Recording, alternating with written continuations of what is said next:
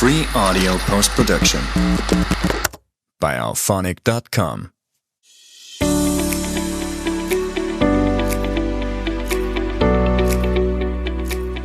ಪ್ರೀತಿಯ ಗೆಳೆಯರೇ, ನಿಮ್ಮೆಲ್ಲರಿಗೂ ಟಿಜಿವಿ ಕನ್ನಡದ ಇವತ್ತಿನ ಎಪಿಸೋಡಿಗೆ ಸ್ವಾಗತ.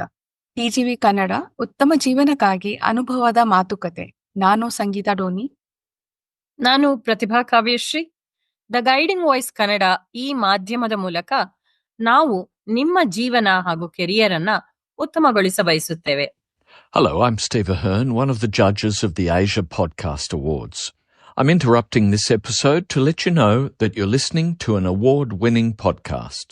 This podcast won its category in the 2024 Podcast Awards, so you know you're listening to quality. Enjoy your listening experience and congratulations to the team who created this award-winning podcast for you. Leadership ಈ ಪದ ತುಂಬಾ common ಆಗಿ ನಮ್ಮೆಲ್ರಿಗೂ ಗೊತ್ತು. ನನ್ನ childhood ಮೆಮರಿಯಲ್ಲಿ ಯಾವಾಗ್ಲೂ most inspiring leaders ಅಂದ್ರೆ ಗಾಂಧೀಜಿ ಮತ್ತು Nelson Mandela ಅವ್ರ ಬಗ್ಗೆ ಯೋಚನೆ ಮಾಡಿದ್ರೆ ನಂಗೆ ತುಂಬಾ ಕ್ವಶನ್ಸ್ ಬರ್ತಿತ್ತು. ಪ್ರತಿಯೊಂದು ಕ್ವಶನ್ಗೆ ಆನ್ಸರ್ ಸಿಕ್ಕಿದ ತಕ್ಷಣ ಅವ್ರ ಬಗ್ಗೆ ರೆಸ್ಪೆಕ್ಟ್ ಹೆಚ್ಚಾಗ್ತಾನೆ ಇರ್ತಿತ್ತು. ಅವ್ರು ಯಾವ ತರ 27 years ಜೈಲಲ್ಲಿ ಕಳೆದ್ರು, ಆಮೇಲೆ ಹೊರಗೆ ಬಂದ್ಮೇಲೆ ಯಾವ ತರ ಎಲ್ಲಾರ್ದು ಲೈಫ್ ಚೇಂಜ್ ಮಾಡಿದ್ರು, that is very inspiring. Leadership ಬಗ್ಗೆ ಮಾತಾಡ್ತಾ ಇದೀವಿ ಅಂದ್ರೆ ಇವತ್ತು ತುಂಬಾ ಮುಖ್ಯವಾಗಿ ಗೆಸ್ಟ್ ನಮ್ ಜೊತೆ ಇದ್ದಾರೆ. ಡಾಕ್ಟರ್ ರಾಮನಾಥ್ ದೀಕ್ಷಿತ್ ಅವರು ಈ ದಿನ ಟಿಜಿವಿ ಕನ್ನಡ ವರ್ಚುವಲ್ ಸ್ಟುಡಿಯೋದಲ್ಲಿ ನಮ್ಮ ಜೊತೆ ಭಾಗಿಯಾಗಿದ್ದಾರೆ. ಇಂದಿನ ಎಪಿಸೋಡ್ ವಿಷಯ ನಾಯಕತ್ವದ ಪಾತ್ ಆಫ್ ಲೀಡರ್ಶಿಪ್. ನಮಸ್ಕಾರ ಡಾಕ್ಟರ್ ರಾಮ್. ನಮಸ್ಕಾರ. ಇಂತಹ ಡಾಕ್ಟರ್ ರಾಮನಾಥ್ ಬಗ್ಗೆ ಇನ್ನಷ್ಟು ತಿಳ್ಕೊಳ್ಳೋಣ. ಡಾಕ್ಟರ್ ರಾಮನಾಥ್ ದೀಕ್ಷಿತ್ ಅವರು ಸ್ಕ್ವಿರಲ್ ಇಂಟರ್ವೆನ್ಷನ್ಸ್ ಅನ್ನುವ ಸಂಸ್ಥೆಯ ಸಂಸ್ಥಾಪಕರಾಗಿದ್ದಾರೆ. ಈ ಸಂಸ್ಥೆಯ ಮೂಲಕ ಟ್ರೈನಿಂಗ್, ಕನ್ಸಲ್ಟಿಂಗ್ ಮತ್ತೆ ಕೋಚಿಂಗ್ ಸರ್ವಿಸಸ್ ಗಳನ್ನ ಒದಗಿಸ್ತಾ ಬಂದಿದ್ದಾರೆ. ಇವರು training and development, business development ಹಾಗೂ ಆಪರೇಷನ್ಸ್ ಇವುಗಳಲ್ಲಿ 2 ದಶಕಗಳ ಕಾರ್ಪೊರೇಟ್ ವರ್ಕ್ ಅನುಭವವನ್ನ ಹೊಂದಿದ್ದಾರೆ.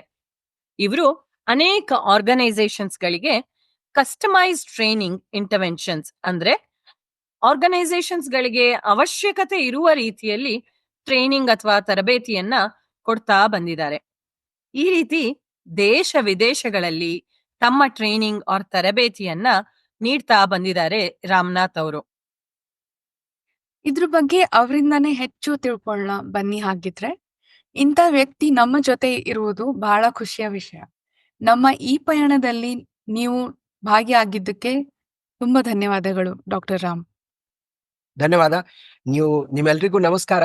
ಆಮೇಲೆ ನನಗೆ ನೀವು ಕರೆದ್ರಿ, ಇಲ್ಲಿ ಮಾತಾಡಕ್ಕೆ ನನ್ನ ವಿಷಯ ತಿಳ್ಕೊಳ್ಳೋ ಪ್ರಯತ್ನ ಮಾಡ್ತಾ ಇದ್ದೀರಾ. ಕೇಳಿ ತುಂಬಾ ಸಂತೋಷ ಆಗ್ತಾ ಇದೆ. ಹಾಗಿದ್ರೆ ಶುರು ಮಾಡೋಣ ನಮ್ದು ಖಂಡಿತ ಇಂಟರ್ವ್ಯೂ. ನಿಮ್ಮ ಚೈಲ್ಡ್ಹುಡ್ ಮತ್ತೆ ಎಜುಕೇಶನ್ ಬಗ್ಗೆ ಹೇಳ್ತೀರಾ ನಮ್ಗೆ? ಚೈಲ್ಡ್ಹುಡ್ ಬಗ್ಗೆ ಹೇಳೋದಂದ್ರೆ, ಚಿಕ್ಕ ವಯಸ್ಸಲ್ಲಿ ಎಲ್ರಿಗೂ ಸಂತೋಷನೇ ಇರುತ್ತೆ, ಯಾವ್ದು ಚಿಂತೆ ಇರಲ್ಲ, ಏನ್ ಮಾಡ್ಬೇಕಂತ ಗೊತ್ತಿರಲ್ಲ, ಅದಕ್ಕೆ ಯಾವುದೇ ಪ್ರಕಾರದ್ದು ಸಂಕೋಚ ಇರಲ್ಲ, ಏನೇ ಮಾಡೋದಂತ ಯೋಚನೆ ಇರಲ್ಲ, ಎಲ್ಲ ಒಳ್ಳೇದಾಗ್ತಿರ್ತದೆ. ಆದ್ರೆ ನಾವು ದೊಡ್ಡವರಾದ ತಕ್ಷಣ ಏನಾದ್ರು ಒಳ್ಳೇದ್ ಮಾಡ್ಬೇಕಂತ ಒಂದು ಆಸೆ ಇರುತ್ತೆ. ಅದರಲ್ಲಿ ಕೆಲವೊಬ್ರಿಗೆ ಅನ್ಸುತ್ತೆ ನಾವು ಆಕ್ಟರ್ ಆಗ್ಬೇಕು, ಕೆಲವೊಬ್ರಿಗೆ ಅನ್ಸುತ್ತೆ ನಾವು ಸ್ಪೋರ್ಟ್ಸ್ ಅಲ್ಲಿ ಹೋಗ್ಬೇಕು. ಅದೇ ತರ ನಾನು ತಿಳ್ಕೊಂಡಿದ್ದೆ, ಸ್ಪೋರ್ಟ್ಸ್ ಅಥವಾ ಆಕ್ಟರ್ ಅಲ್ಲಿ ಏನಾದ್ರು ಆಕ್ಟಿಂಗ್ ಅಲ್ಲಿ ಆಗ್ಬೋದಂತ. ಆದ್ರೆ ವಯಸ್ಸು ಯಾವ ತರ ಬೆಳಿತದೋ ಗೊತ್ತಾಗುತ್ತೆ, ಇವೆರಡು ನಮಗ್ ಮಾಡಕ್ ಸಾಧ್ಯ ಇಲ್ಲ ಅಂತ, ಏನಾದ್ರು ಬೇರೆನೆ ಮಾಡ್ಬೇಕಂತ. ಕೊನೆಗೆ ನಾನು ಕಾರ್ಪೊರೇಟ್ ಪ್ರಪಂಚದಲ್ಲಿನೇ ಹೋಗಿ ಸೇರ್ಕೊಂಡೆ. ಕಾರ್ಪೊರೇಟ್ ಅಲ್ಲಿ ಸುಮಾರು ಒಂದು 10 ವರ್ಷ ಆದ್ಮೇಲೆ ನನಗೆ ಅರ್ಥ ಆಯ್ತು, ಇದೇನಪ್ಪ 9 ಗಂಟೆಗೆ ಕೆಲ್ಸಕ್ಕೆ ಹೋಗ್ಬೇಕು, ಸಾಯಂಕಾಲ ಬರೋದೇನ್ ಟೈಮ್ ಇರಲ್ಲ, ಆಮೇಲೆ ಊಟ ತಿಂಡಿ ಏನೂ ಕಬರಿರಲ್ಲ. ಕೊನೆಗೆ 10 ವರ್ಷ ಆದ್ಮೇಲೆ ಅನ್ಸ್ತು ನಾವು ಸ್ವಂತಾಗಿ ಏನಾರು ಮಾಡ್ಬೇಕಂತ. ಆ ಆಸೆ ಯಾವಾಗ್ಲೂ ಇತ್ತು. 10 ವರ್ಷ ಆದ ತಕ್ಷಣ ಸ್ವಲ್ಪ ಅನುಭವನೂ ಬಂದಿರ್ತದೆ, ಗೊತ್ತಾಗುತ್ತೆ ಜನ ಯಾವ ತರ ಇರ್ತದೆ, ಅವರು ಯೋಚನೆ ಯಾವ ತರ ಮಾಡ್ತಾರೆ, ಅವ್ರ ಅಪೇಕ್ಷೆ ಏನಿರುತ್ತೆ, ಇದೆಲ್ಲ ತಿಳ್ಕೊಂಡ್ಮೇಲೆ ನನಗೆ ಗೊತ್ತಾಯ್ತು ನನಗೆ ಟೀಚಿಂಗು, ಟ್ರೈನಿಂಗು ಈ ಕ್ಷೇತ್ರದಲ್ಲಿ ಸ್ವಲ್ಪ ಮುಂದೆ ಹೋಗ್ಬೇಕಂತ ಅನ್ಸುತ್ತೆ. ಆ ವಿಚಾರ ಇಟ್ಕೊಂಡೇನೆ ನಾನು 10 ವರ್ಷ ಆದ್ಮೇಲೆ ನನ್ ಸ್ವಂತ ಟ್ರೈನಿಂಗ್ ಕಂಪನಿ ಸ್ಟಾರ್ಟ್ ಮಾಡೋಣ. ಏನಾರ ಸ್ಟಾರ್ಟ್ ಮಾಡಿದ ತಕ್ಷಣ ಜನ ಸರಿ ಹೋಗುತ್ತೋ ಇಲ್ಲೋ ಗೊತ್ತಿರ್ಲಿಲ್ಲ, ಆದ್ರೆ ನಾನು ಪ್ರಯತ್ನ ಪಡೋಣ ಅಂತ ಒಂದು ಆಸೆ ಇತ್ತು. ಈಗ ಸುಮಾರು ಒಂದು 10-11 ವರ್ಷದಿಂದ ನಾನು ಈ ಕಂಪನಿ ಸ್ಕ್ವಿರಲ್ ಇಂಟರ್ವೆನ್ಷನ್ಸ್ ಅಂತ ಈ ಕಂಪನಿ ಹೆಸರಲ್ಲಿ ನಾನು ಕೆಲಸ ಮಾಡ್ತಾ ಇದ್ದೀನಿ. ಈ ಕಂಪನಿ ನಾನೇ ಪ್ರೊಪ್ರೈಟರು. ಈ ಕಂಪನಿ ಥ್ರೂ ನಾನು ಕಾರ್ಪೊರೇಟ್ಸಿಗೆ ಟ್ರೈನಿಂಗ್, ಕೋಚಿಂಗ್ ಈ ತರ ಸರ್ವಿಸಸ್ ಕೊಡ್ತಾ ಇದ್ದೀನಿ. ಆಮೇಲೆ ಅಕಾಡೆಮಿಕಲಿ ಅನ್ಬೇಕಂದ್ರೆ ನಾನು ಮೊದಲು MBA ಮಾಡಿದ್ದೆ. MBA ಆದ ತಕ್ಷಣ ಕೆಲವೊಂದು ಸರ್ಟಿಫಿಕೇಶನ್ಸ್ ಗಳನ್ನೆದ್ದು ಮಾಡ್ಕೊಂಡೆ ಟ್ರೈನಿಂಗ್ ಅಲ್ಲಿ. ಸರ್ಟಿಫಿಕೇಶನ್ಸ್ ಮಾಡಿದ ತಕ್ಷಣ ನಮಗೆ ಗೊತ್ತಾಗುತ್ತೆ, ಹೌದು ನಾವು ಮಾಡಿರೋದು ಯೋಚನೆ ಏನಂತ ಅದು ಸರಿ ಇತ್ತು, ಆಮೇಲೆ ಇದರಲ್ಲಿನ ನಾವು ಮುಂದೆ ಇನ್ನ ಹೋಗ್ಬೇಕಂತ. ಆಮೇಲೆ ಕೊನೆಗೆ ಕೆಲವೊಂದು ವರ್ಷ ಮುಂಚೆ ನಾನು PhD ಮಾಡಿದೆ. PhD ಮಾಡೋದು ಒಂದು ಕಥೆ ಇದೆ. ನಾನು ಯಾವಾಗ ಕಾರ್ಪೊರೇಟ್ ಜೊತೆ ಕೆಲಸ ಮಾಡಕ್ ಶುರು ಮಾಡ್ದಲ್ಲ, ಎಸ್ಪೆಷಲಿ ಟ್ರೈನಿಂಗ್ ಅಲ್ಲಿ, ಎಷ್ಟೊಂದು ಕಂಪನೀಸ್ ಒಳಗೆ ಕೆಲಸ ಮಾಡೋರೆಲ್ಲ ಪ್ರೊಫೆಷನಲ್ಸ್ ನಂಗೆ ಹೇಳ್ತಾ ಇದ್ರು, ಸರ್ ನೀವು ಟ್ರೈನಿಂಗ್ ಮಾಡ್ತೀವಿ ಎಲ್ಲ ಸರಿ ಹೋಗುತ್ತೆ, ನಮಗೆ ಟ್ರೈನಿಂಗ್ ತುಂಬಾ ಎಂಜಾಯ್ ಮಾಡ್ತೀವಿ, ನಾವು ತುಂಬಾ ಕಲಿತೀವಿ, ಆಮೇಲೆ ಏನೇ ಕಲಿತೀವಿ ಅದೆಲ್ಲ ನಮಗೆ ಸರಿ ಅನ್ಸುತ್ತೆ, ಆದ್ರೆ ಒಂದು ತೊಂದರೆ ಇದೆ. ನಾನು ಏನ್ ತೊಂದರೆ ಅಪ್ಪ, ಏನಾಗ್ಬೋದು ಸರ್? ನಾವು ಟ್ರೈನಿಂಗ್ ಆದ್ಮೇಲೆ ನಾವು ಕೆಲ್ಸಕ್ಕೆ ಹೋಗ್ತೀವಲ್ಲ, ಅವಾಗ ಇದೇನು ನಾವು ಉಪಯೋಗಿಸಲ್ಲ ಸರ್, ಇಂಪ್ಲಿಮೆಂಟೇಶನ್ ಏನೇನೂ ಆಗೋದಿಲ್ಲ. ನಾನ್ ಇಂಪ್ಲಿಮೆಂಟೇಶನ್ ಆಗ್ಲಿಲ್ಲ, ಉಪಯೋಗಿಸ್ಲಿಲ್ಲ ಅಂದ್ರೆ ಏನೇನೂ ಪ್ರಯೋಜನ ಇಲ್ಲ ಅಂತ ನಾನು ಅದ್ರ ಮೇಲೆ ಯೋಚನೆ ಮಾಡಿದೆ, ಏನ್ ಮಾಡ್ಬೋದು ಅಂತ. ಕಾರ್ಪೊರೇಟ್ಸ್ ನಲ್ಲಿ ಸುಮಾರು ಒಂದ್ ಜನ ಕೇಳಿದೆ, ಯಾಕೆ ಜನ ಏನ್ ಕಲ್ತಿರ್ತಾರಲ್ಲ ಅದು ಉಪಯೋಗಿಸಲ್ಲ ಅಂತ. ಅವಾಗ ಎಲ್ಲ ಹೇಳ್ತಾರೆ, ಸರ್ ನಮ್ಮ ಹತ್ರ ಟೈಮ್ ಇರಲ್ಲ, ನಾವು ಮಾಡಿರೋ ಕೆಲಸ ಬಿಟ್ಟು ಇದು ಮಾಡಕ್ ಆಗಲ್ಲ ಅಂತ ಎಲ್ಲರೂ ಹೇಳ್ತಾ ಇದ್ರು. ಕೊನೆಗೆ ನಾನು ಯೋಚನೆ ಮಾಡಿದೆ ಏನ್ ಮಾಡ್ಬೋದಂತ ನಾನು ಒಂದು PhD ಕೋರ್ಸಿಗೆ ಎನ್ರೋಲ್ ಆದೆ. PhD ಅಲ್ಲಿ ಹೋಗಿ ನೋಡೋಣ ಈ ಪ್ರಶ್ನೆಗೆ ಏನಾದ್ರು ಉತ್ತರ ಸಿಗುತ್ತಾ ಅಂತ. PhD ಯಾವಾಗ ನಾನು ಮಾಡಕ್ ಶುರು ಮಾಡ್ದು ಅವಾಗ ಗೊತ್ತಾಯ್ತು ನನಗೆ, ಇದು ನಮ್ಮಲ್ಲಿನಂತಲ್ಲ, ಪ್ರಪಂಚದಲ್ಲಿ ಎಲ್ಲಾ ಕಡೆಗಿರೋ ಸಮಸ್ಯೆ. ಅಂದ್ರೆ ಜನ ಕಲಿತಾರೆ ಟ್ರೈನಿಂಗ್ ಅಲ್ಲಿ, ಆದ್ರೆ ಅದು ಆಚರಣೆ ಮಾಡಲ್ಲ, ಉಪಯೋಗಿಸಲ್ಲ. ಆಮೇಲೆ ನೀವು ಉಪಯೋಗಿಸಿಲ್ಲ ಅಂದ್ರೆ ಮರ್ತು ಹೋಗ್ತೀರಾ. ಸುಮಾರು ಪ್ರಪಂಚದಲ್ಲಿ ನೋಡಿ, 20% ಜನ ಅದಾರೆ, ಅವ್ರು ಬರೀ ಉಪಯೋಗಿಸ್ತಾರೆ, ಉಳಿದವರು ಉಪಯೋಗಿಸಲ್ಲ. ಇದರ ಅರ್ಥ ಏನು? ಸುಮಾರು 80% ಜನ ಉಪಯೋಗಿಸದೇ ಇಲ್ಲ. ಈಗ ನೀವು ಕಲ್ತಿರೋದು ಉಪಯೋಗಿಸಲ್ಲ ಅಂದ್ರೆ ಅದ್ರದ್ದು ಏನೇನು ಪ್ರಯೋಜನ ಇಲ್ಲ. ಅದಕ್ಕೆ ನಾವು ಟ್ರೈನಿಂಗ್ ಅಲ್ಲಿ ಟ್ರೈನಿಂಗ್ ಟ್ರಾನ್ಸ್ಫರ್ ಅಂತ ಅಂತೀವಿ. ಅಂದ್ರೆ ನಾವು ಕಲ್ತಿರೋ ಜ್ಞಾನ ಇರುತ್ತಲ್ಲ, ಅದು ಉಪಯೋಗಿಸಿದ್ರೆ ನಮಗೆ ಅದು ದೀರ್ಘಕಾಲಕ್ಕೋಸ್ಕರ ಅದರದ್ದು ನಾವು ಪ್ರಾಫಿಟ್ ಮಾಡ್ಕೋಬಹುದು. ಅದು ಉಪಯೋಗಿಸಿಲ್ಲ ಅಂದ್ರೆ ನಮಗೆ ನಾವು ಮರ್ತು ಹೋಗ್ತೀವಿ, ಎಂತೂ ಅದರದ್ದು ನಮಗೇನು ಉಪಯೋಗ ಆಗಲ್ಲ. ಸೊ ಕೊನೆಗೆ ನಾನು ಟ್ರೈನಿಂಗ್ ಟ್ರಾನ್ಸ್ಫರ್ ಅಲ್ಲಿ ನನ್ನ PhD ಕಂಪ್ಲೀಟ್ ಮಾಡಿದೆ. ಟ್ರೈನಿಂಗ್ ಟ್ರಾನ್ಸ್ಫರ್ ಅಲ್ಲಿ ಅಂದ್ರೆ ಗೊತ್ತಾಗುತ್ತೆ ನೀವು ಯಾವ ತರ ಕಲ್ತಿರೋದು ಏನೋ ಜ್ಞಾನ ಇರುತ್ತಲ್ಲ, ಅದು ಯಾವ ತರ ನೀವು ಉಪಯೋಗಿಸ್ಬೇಕು, ಅದರಿಂದ ನಿಮ್ಗೆ ಏನ್ ಸಹಾಯ ಆಗುತ್ತೋ, ನಿಮ್ ಕಂಪನಿಗೆ ಏನ್ ಸಹಾಯ ಆಗುತ್ತೋ, ಇದ್ರ ಬಗ್ಗೆ ಯೋಚನೆ ಮಾಡ್ಬೇಕಂತ. ಈಗ ಕೆಲವೊಂದು ವರ್ಷ ಮುಂಚೆ ನಾನು ಎಷ್ಟೋ ಜನ ಇಂಟರ್ವ್ಯೂಸ್ ತಗೊಂಡೆ. ಪ್ರಪಂಚದಲ್ಲಿ ಬೇರೆ ಬೇರೆ ದೇಶದಲ್ಲಿ ಜನ ಏನ್ ಕೆಲಸ ಮಾಡ್ತಾ ಇದಾರಲ್ಲ, ನನ್ನಂಗೆ ಟ್ರೈನರ್ಸ್ ಅಂತ, ಅವ್ರ ಇಂಟರ್ವ್ಯೂ ತಗೊಂಡು ಅವ್ರ ಮಾತು ಕೇಳ್ಕೊಂಡೆ, ಅವ್ರಿಗೆ ಏನ್ ಅನ್ಸುತ್ತಂತ. ಎಲ್ರು ಇದೇ ಹೇಳ್ತಾ ಇದ್ರು, ಎಲ್ಲರೂ ಕಲಿತಾರೆ, ಕಲಿಯೋ ಬಗ್ಗೆ ಏನೂ ತೊಂದರೆ ಇಲ್ಲ, ಆದ್ರೆ ಕಲ್ತಿರೋ ಮಾತು ಉಪಯೋಗಿಸಲ್ಲ ಅಂತ ಮರ್ತು ಹೋಗ್ತಾರೆ. ಅದರಿಂದ ಅವರಿಗೂ ಏನೋ ಮಾಡಕ್ಕಾಗಲ್ಲ, ಕಂಪನೀಸಿಗೂ ಏನೋ ಮಾಡಕ್ಕಾಗಲ್ಲ. ಕೊನೆಗೆ ಈ ತೊಂದರೆನೆ ನಾವು ನೆನ್ಪಿಟ್ಕೊಂಡ್ರೆ, ನಾವು ಟ್ರೈನಿಂಗ್ ಸರಿಯಾಗಿ ಉಪಯೋಗ ಮಾಡ್ಕೊಂಡ್ರೆ ತುಂಬಾ ಚಲೋ ಆಗ್ಬಹುದು. ಆದ್ರೆ ಅದೇ ವಿಚಾರಿಸಿ ನಾನು ಇದರಲ್ಲಿ ಮುಂದೆ ಹೋಗ್ತಾ ಇದ್ದೀನಿ ಈಗ. ತುಂಬಾ ಸಂತೋಷ. ಅಂದ್ರೆ ನೀವು ಹೇಗೆ ಈ ಕ್ಷೇತ್ರಕ್ಕೆ ಬಂದ್ರಿ ಅಂತ ಹೇಳಿದ್ರಿ. ಇದೇ ಕ್ಷೇತ್ರದಲ್ಲಿ ಅಂದ್ರೆ ಟ್ರೈನಿಂಗ್ ಅಂಡ್ ಡೆವಲಪ್ಮೆಂಟ್ ಅಲ್ಲಿ ನೀವು 2 ದಶಕಗಳ ಅನುಭವ ಇದೆ. ಹಾಗಾಗಿ ಈ ಅನುಭವದ ಬಗ್ಗೆನೆ ನಾವು ತಿಳ್ಕೊಳ್ಳೋಣ. ಅಂದ್ರೆ ನಿಮ್ಗೆ ಈ ಪ್ರಯಾಣ ಹೇಗ್ ಶುರು ಆಯ್ತು, ಪ್ರೇರಣೆ ಏನ್ ಸಿಕ್ತು ಅಂತದ್ರ ಬಗ್ಗೆ ಎಲ್ಲ ನೀವು ತಿಳಿಸ್ಕೊಟ್ರೆ ನಮ್ಗೆ ಅನುಕೂಲ ಆಗತ್ತೆ. ಕರೆಕ್ಟ್. ಈಗ ಯಾವುದೇ ಪ್ರೊಫೆಷನ್ ಅಲ್ಲಿ ನೀವು ಶುರು ಮಾಡ್ತೀರಂದ್ರೆ ಏನೆಲ್ಲ ನೀವು ಯೋಚನೆ ಮಾಡಿರ್ತೀರ. ನಾನು ಆತರ ಏನು ಯೋಚನೆ ಮಾಡಿರ್ಲಿಲ್ಲ. ಆದ್ರೆ ಏನಾಯ್ತಂದ್ರೆ, ನಾನ್ ಯಾವಾಗ ಕಾರ್ಪೊರೇಟ್ ನಲ್ಲಿ ಕೆಲಸ ಮಾಡ್ತಿದ್ದು ಅವಾಗ ನನಗೆ ಗೊತ್ತಾಯ್ತು, ಎಷ್ಟೋ ಮಾತುಗಳು ನಾವು ಕಲಿಬಹುದು, ಆದ್ರೆ ಕಲ್ಸೋರು ಇರಲ್ಲ, ನಮಗೆ ಪ್ರೇರಣೆ ಕೊಡೋರು ಯಾರು ಇರಲ್ಲ. ಆದ್ರೆ ಪ್ರೇರಣೆ ಕೊಡೋರು ಯಾರು ಇದ್ದಂದ್ರೆ ನಾವು ಪ್ರಪಂಚದಲ್ಲಿ ಏನಾದ್ರೂ ಮಾಡ್ಬೋದು. ಅದೇ ತರ ನಾನು ಯೋಚನೆ ಮಾಡ್ಕೊಂಡೆ, ನಾನ್ ಇನ್ನೊಬ್ರಿಗೆ ಪ್ರೇರಣೆ ಕೊಡ್ಬೇಕಂದ್ರೆ ನಾನ್ ಕಲಿಬೇಕು. ಯಾಕಂದ್ರೆ ನಾನು ಜ್ಞಾನ ಸಂಪಾದನೆ ಮಾಡಿದಂದ್ರೇನೆ ಇನ್ನೊಬ್ರಿಗೆ ಕಲಿಸ್ಬಹುದು. ಅದಕ್ಕೋಸ್ಕರ ನಾನ್ ಯೋಚನೆ ಮಾಡಿದೆ, ಆಯ್ತು ಟ್ರೈನಿಂಗ್ ಅಲ್ಲಿ ಕೆಲವೊಂದು ಸರ್ಟಿಫಿಕೇಶನ್ಸ್ ಇರುತ್ತಲ್ಲ, ಆ ಸರ್ಟಿಫಿಕೇಶನ್ಸ್ ಮಾಡೋಣ. ಆ ಸರ್ಟಿಫಿಕೇಶನ್ಸ್ ಆದ ತಕ್ಷಣ ನಮಗೇನ್ ಜ್ಞಾನ ಸಿಗುತ್ತೋ ಅದು ಇನ್ನೊಬ್ರ ತನಕ ಯಾವ ತರ ನಾವು ಮುಟ್ಟಿಸ್ಬೋದು ಅದ್ರ ಬಗ್ಗೆ ಯೋಚನೆ ಮಾಡೋಣ. ಅದಕ್ಕೆ ಮೆಲ್ಲಕ್ಕೆ ನಾನು ಯಾಕೆ ಕಂಪನಿಯಲ್ಲಿ ಕೆಲಸ ಮಾಡ್ತಿದ್ದಲ್ಲ ಅಲ್ಲೇ ನಾನು ಟ್ರೈನಿಂಗ್ ಕೊಡಕ್ ಶುರು ಮಾಡಿದೆ. ಸುಮಾರು 2 ಗಂಟೆ 3 ಗಂಟೆ ಟ್ರೈನಿಂಗ್ ಕೊಡ್ತಾ ಇದ್ದೆ. ಜನಕ್ಕೆ ಚಲೋ ಫೀಡ್ಬ್ಯಾಕ್ ಕೊಟ್ರು, ಒಳ್ಳೆ ಫೀಡ್ಬ್ಯಾಕ್ ಕೊಟ್ರು. ಇಲ್ಲ ನೀವು ಚಲೋ ಕೆಲಸ ಮಾಡ್ತಾ ಇದ್ದೀರಾ, ಇದರಲ್ಲಿ ನೀವು ಮುಂದೆ ಹೋಗ್ಬೇಕು, ಇದರಲ್ಲಿ ನೀವು ಮುಂದೆ ಇನ್ನ ದಾರಿ ಹುಡುಕ್ಬೇಕಂತ. ಮೆಲ್ಲಕ್ಕೆ ಒಂದೊಂದು ನಾನು ಮುಂದೆ ಹೋದೆ. ಈಗ 8 ವರ್ಷ ಆಗೋಯ್ತು, ಗೊತ್ತಾಗ್ತಾ ಇಲ್ಲ. ಆದ್ರೆ ತುಂಬಾ ಚೆನ್ನಾಗ್ ಅನ್ಸುತ್ತೆ, ನಾವು ಏನೋ ಕೆಲಸ ಮಾಡ್ತೀವಿ, ಇನ್ನೊಬ್ರಿಗೆ ಅದ್ರದ್ದೇನೋ ಅವ್ರಿಗೆ ಅದ್ರ ಫಲ ಸಿಗ್ತಾ ಇದೆಲ್ಲ ಅಂತ ಒಂದು ಸಂತೋಷ ಆಗುತ್ತೆ ಮನಸ್ಸಿಗೆ. ಸಂತೋಷ. ಅಂದ್ರೆ ನಿಮ್ಗೆ ಪ್ರೇರಣೆ ಸಿಕ್ಕಿದ್ದೆ ಎಲ್ಲಿಂದ? ನಿಮ್ಮ ಆಫೀಸ್ ಅಲ್ಲಿ ಕೆಲಸ ಮಾಡುವಾಗ್ಲೇ ಆತರ ನಿಮ್ಗೆ ಪ್ರೇರಣೆ ಸಿಕ್ಕಿದ್ದು ಅಂತನಾ? ಒಂಥರ ಆತರನು ಹೇಳ್ಬೋದು. ಆಫೀಸ್ ಅಲ್ಲಿ ಇನ್ನೊಬ್ರಿಗೆ ನೋಡಿ, ಇನ್ನೊಬ್ರಿಗೆ ನಾವು ಅವ್ರಿಗೆ ತೊಂದರೆ ಇದ್ದಾಗ ನಾವು ಯಾವ ತರ ಸಹಾಯ ಮಾಡ್ಬೋದು, ಪ್ರೇರಣೆ ಸಿಗುತ್ತೆ. ಆದ್ರೆ ಕೊನೆಗೆ ಹೇಳ ಎಲ್ಲರಿಗಿಂತ ದೊಡ್ಡ ಪ್ರೇರಣೆ ಅಂದ್ರೆ ನಾನ್ ಮುಂಬೈ ಕೆಲಸ ಮಾಡ್ತಾ ಇದ್ದೆ, ಅಂದ್ರೆ ಈಗಲೂ ಮುಂಬೈ ಇದ್ದೀನಿ ನಾನು. ಮುಂಬೈಯಲ್ಲಿ ನೀವು ಬೆಳಗ್ಗೆ ಟ್ರೈನ್ ಹಿಡ್ಕೊಂಡು ಆಫೀಸಿಗೆ ಹೋಗೋದು, ಮತ್ತೆ ಸಾಯಂಕಾಲ ಅಥವಾ ರಾತ್ರಿ ಅದೇ ಟ್ರೈನ್ ಹಿಡಿದು ರಶ್ ಅಲ್ಲಿ ತುಂಬಾ ಮನೆಗ್ ಬರ್ಬೇಕು. ಕೊನೆಗೆ ಇದೆಲ್ಲ ದುಷ್ಟಚಕ್ರ ಎಲ್ಲರೂ ನಿಲ್ಲಿಸ್ಬೇಕಂತ ಒಂದು ಆಸೆ ಇತ್ತು. ಆ ಆಸೆ ಅಂದ್ರೆ ನೀವು ಜಾಬ್ ಬಿಟ್ಟು ಸ್ವಂತ ಏನಾರು ಮಾಡ್ಬೇಕಂತ. ಸ್ವಂತ ಏನಾರು ಮಾಡ್ಬೇಕು ಅಂದ್ರೆ ಏನ್ ಮಾಡ್ಬೇಕಂತ ಅರ್ಥ ಆಗ್ತಾ ಇದ್ದಿಲ್ಲ. ಅದಕ್ಕೆ ನನಗೆ ಏನ್ ಬರುತ್ತಪ್ಪ, ನಾನು ಇನ್ನೊಬ್ರಿಗೆ ಕಲಿಸ್ಬೋದು, ಇನ್ನೊಬ್ರಿಗೆ ನಾನು ಜ್ಞಾನ ಕೊಡ್ಬೋದು, ಇದೇ ಹಾದಿ ಹುಡ್ಕೊಂಡು ಮುಂದೆ ಹೋಗೋಣ ಅಂತ. ಕೊನೆಗೆ ಅದೇ ಎಲ್ಲಾರ್ಕಿಂತ ದೊಡ್ಡ ಪ್ರೇರಣೆ. ಅಂದ್ರೆ ಲೋಕಲ್ ಟ್ರೈನ್ ನಲ್ಲಿ ದಿವಸ ಹೋಗೋದ ಅವಶ್ಯಕತೆ ಇರಬಾರ್ದಂತ ಅದಕ್ಕಿಂತ ದೊಡ್ಡ ಪ್ರೇರಣೆ ಯಾವುದೇ ಮುಂಬೈಕರ್ ಸಿಟಿಸನ್ ಸಲುವಾಗಿ ಇಲ್ಲ ಅಂತ ಅನ್ಸುತ್ತೆ ನನಗೆ. ತುಂಬಾ ಇಂಟ್ರೆಸ್ಟಿಂಗ್ ಡಾಕ್ಟರ್ ರಾಮ್. ನಿಮ್ಮ ಎಕ್ಸ್ಪರ್ಟೀಸ್ ಅಂದ್ರೆ ಕೋಚಿಂಗ್ ಮತ್ತೆ ಮೆಂಟರಿಂಗ್, ಇದಕ್ಕೆ ನೀವು ಯಾವ ಗುಣಗಳು ಇಂಪಾರ್ಟೆಂಟ್ ಅಂತ ಹೇಳ್ತೀರಾ? ನಾನ್ ಎಕ್ಸ್ಪರ್ಟೀಸ್ ಅಂತ ಕೇಳ್ತಿದ್ರೆ ನಾನು ಹೇಳ್ಬೋದು, ನನ್ನ ಎಕ್ಸ್ಪರ್ಟೀಸ್ ಇರೋದು ಲೀಡರ್ಶಿಪ್ ಟ್ರೈನಿಂಗ್ ಅಲ್ಲಿ. ನಾನು ತುಂಬಾ ಲೀಡರ್ಶಿಪ್ ಟ್ರೈನಿಂಗ್ಸ್ ಎಲ್ಲ ಮಾಡ್ತೀನಿ. ಲೀಡರ್ಶಿಪ್ ಅಲ್ಲಿ ಕೋಚಿಂಗು ಮೆಂಟರಿಂಗು ಆ ವಿಷಯನೂ ಬರುತ್ತೆ. ಯಾವುದೇ ಕಂಪನಿಲಿ ಜನ ಕೆಲಸ ಮಾಡ್ತಾರಲ್ಲ, ನಾವು ಲೀಡರ್ ಅಂದ್ರೆ ಏನ್ ತಿಳ್ಕೊತೀವಿ ಗೊತ್ತಾ? ಒಬ್ಬ ಲೀಡರ್ ಅಂದ್ರೆ ಅವ್ರ ಜೊತೆ ಟೀಮ್ ಮೆಂಬರ್ಸ್ ಬೇಕು, ಸಬಾರ್ಡಿನೇಟ್ಸ್ ಇರಬೇಕು, ಈ ತರ ನಾವು ಲೀಡರ್ಶಿಪ್ ಅಂತ ತಿಳ್ಕೊತೀವಿ. ಆದ್ರೆ ಇವತ್ತಿನ ಕಂಪನೀಸಿಗೆ ನೋಡಿದ್ರೆ ಪ್ರತಿಯೊಂದು ಪ್ರೊಫೆಷನಲ್ ಲೀಡರ್ ಅಂತಾನೆ ತಿಳ್ಕೊಬೇಕು ನಾವು. ಅಂದ್ರೆ ನಿಮ್ಮ ಹತ್ರ ಟೀಮ್ ಇರ್ಲಿಲ್ಲ ಅಂದ್ರೂ ನೀವು ನಿಮ್ ಜವಾಬ್ದಾರಿ ತಗೊಂಡು ಕೆಲಸ ಮಾಡೋದು ಮುಖ್ಯ. ನೀವು ಆ ತರ ಕೆಲಸ ಮಾಡಿದ್ರೆ ನೀವು ಲೀಡರೇ ಆಗ್ತೀರಾ. ಆದ್ರೆ ಈ ಪ್ರಶಿಕ್ಷಣೆ ಜನಕ್ಕಿರಲ್ಲ. ಅದಕ್ಕೆ ನಮ್ಮಂತ ಕರ್ತವ್ಯ ಏನು? ಜನಕ್ಕೆ ದಾರಿ ತೋರಿಸೋದು. ಯಾವುದೇ ನೀವು ಕೆಲಸ ಮಾಡ್ತಿದ್ರು ಇದು ಇನ್ನೊಬ್ರಕ್ಕೋಸ್ಕರ ಮಾಡ್ತಾ ಇಲ್ಲ, ನಾನ್ ಸ್ವಂತಕ್ಕೋಸ್ಕರ ಮಾಡ್ತಾ ಇದ್ದೀನಿ ಅಂತ ತಿಳುವಳಿಕೆಯಿಂದ ಕೆಲಸ ಮಾಡಿದ್ರೆ ಆ ಕೆಲಸ ಸರಿ ಹೋಗುತ್ತೆ.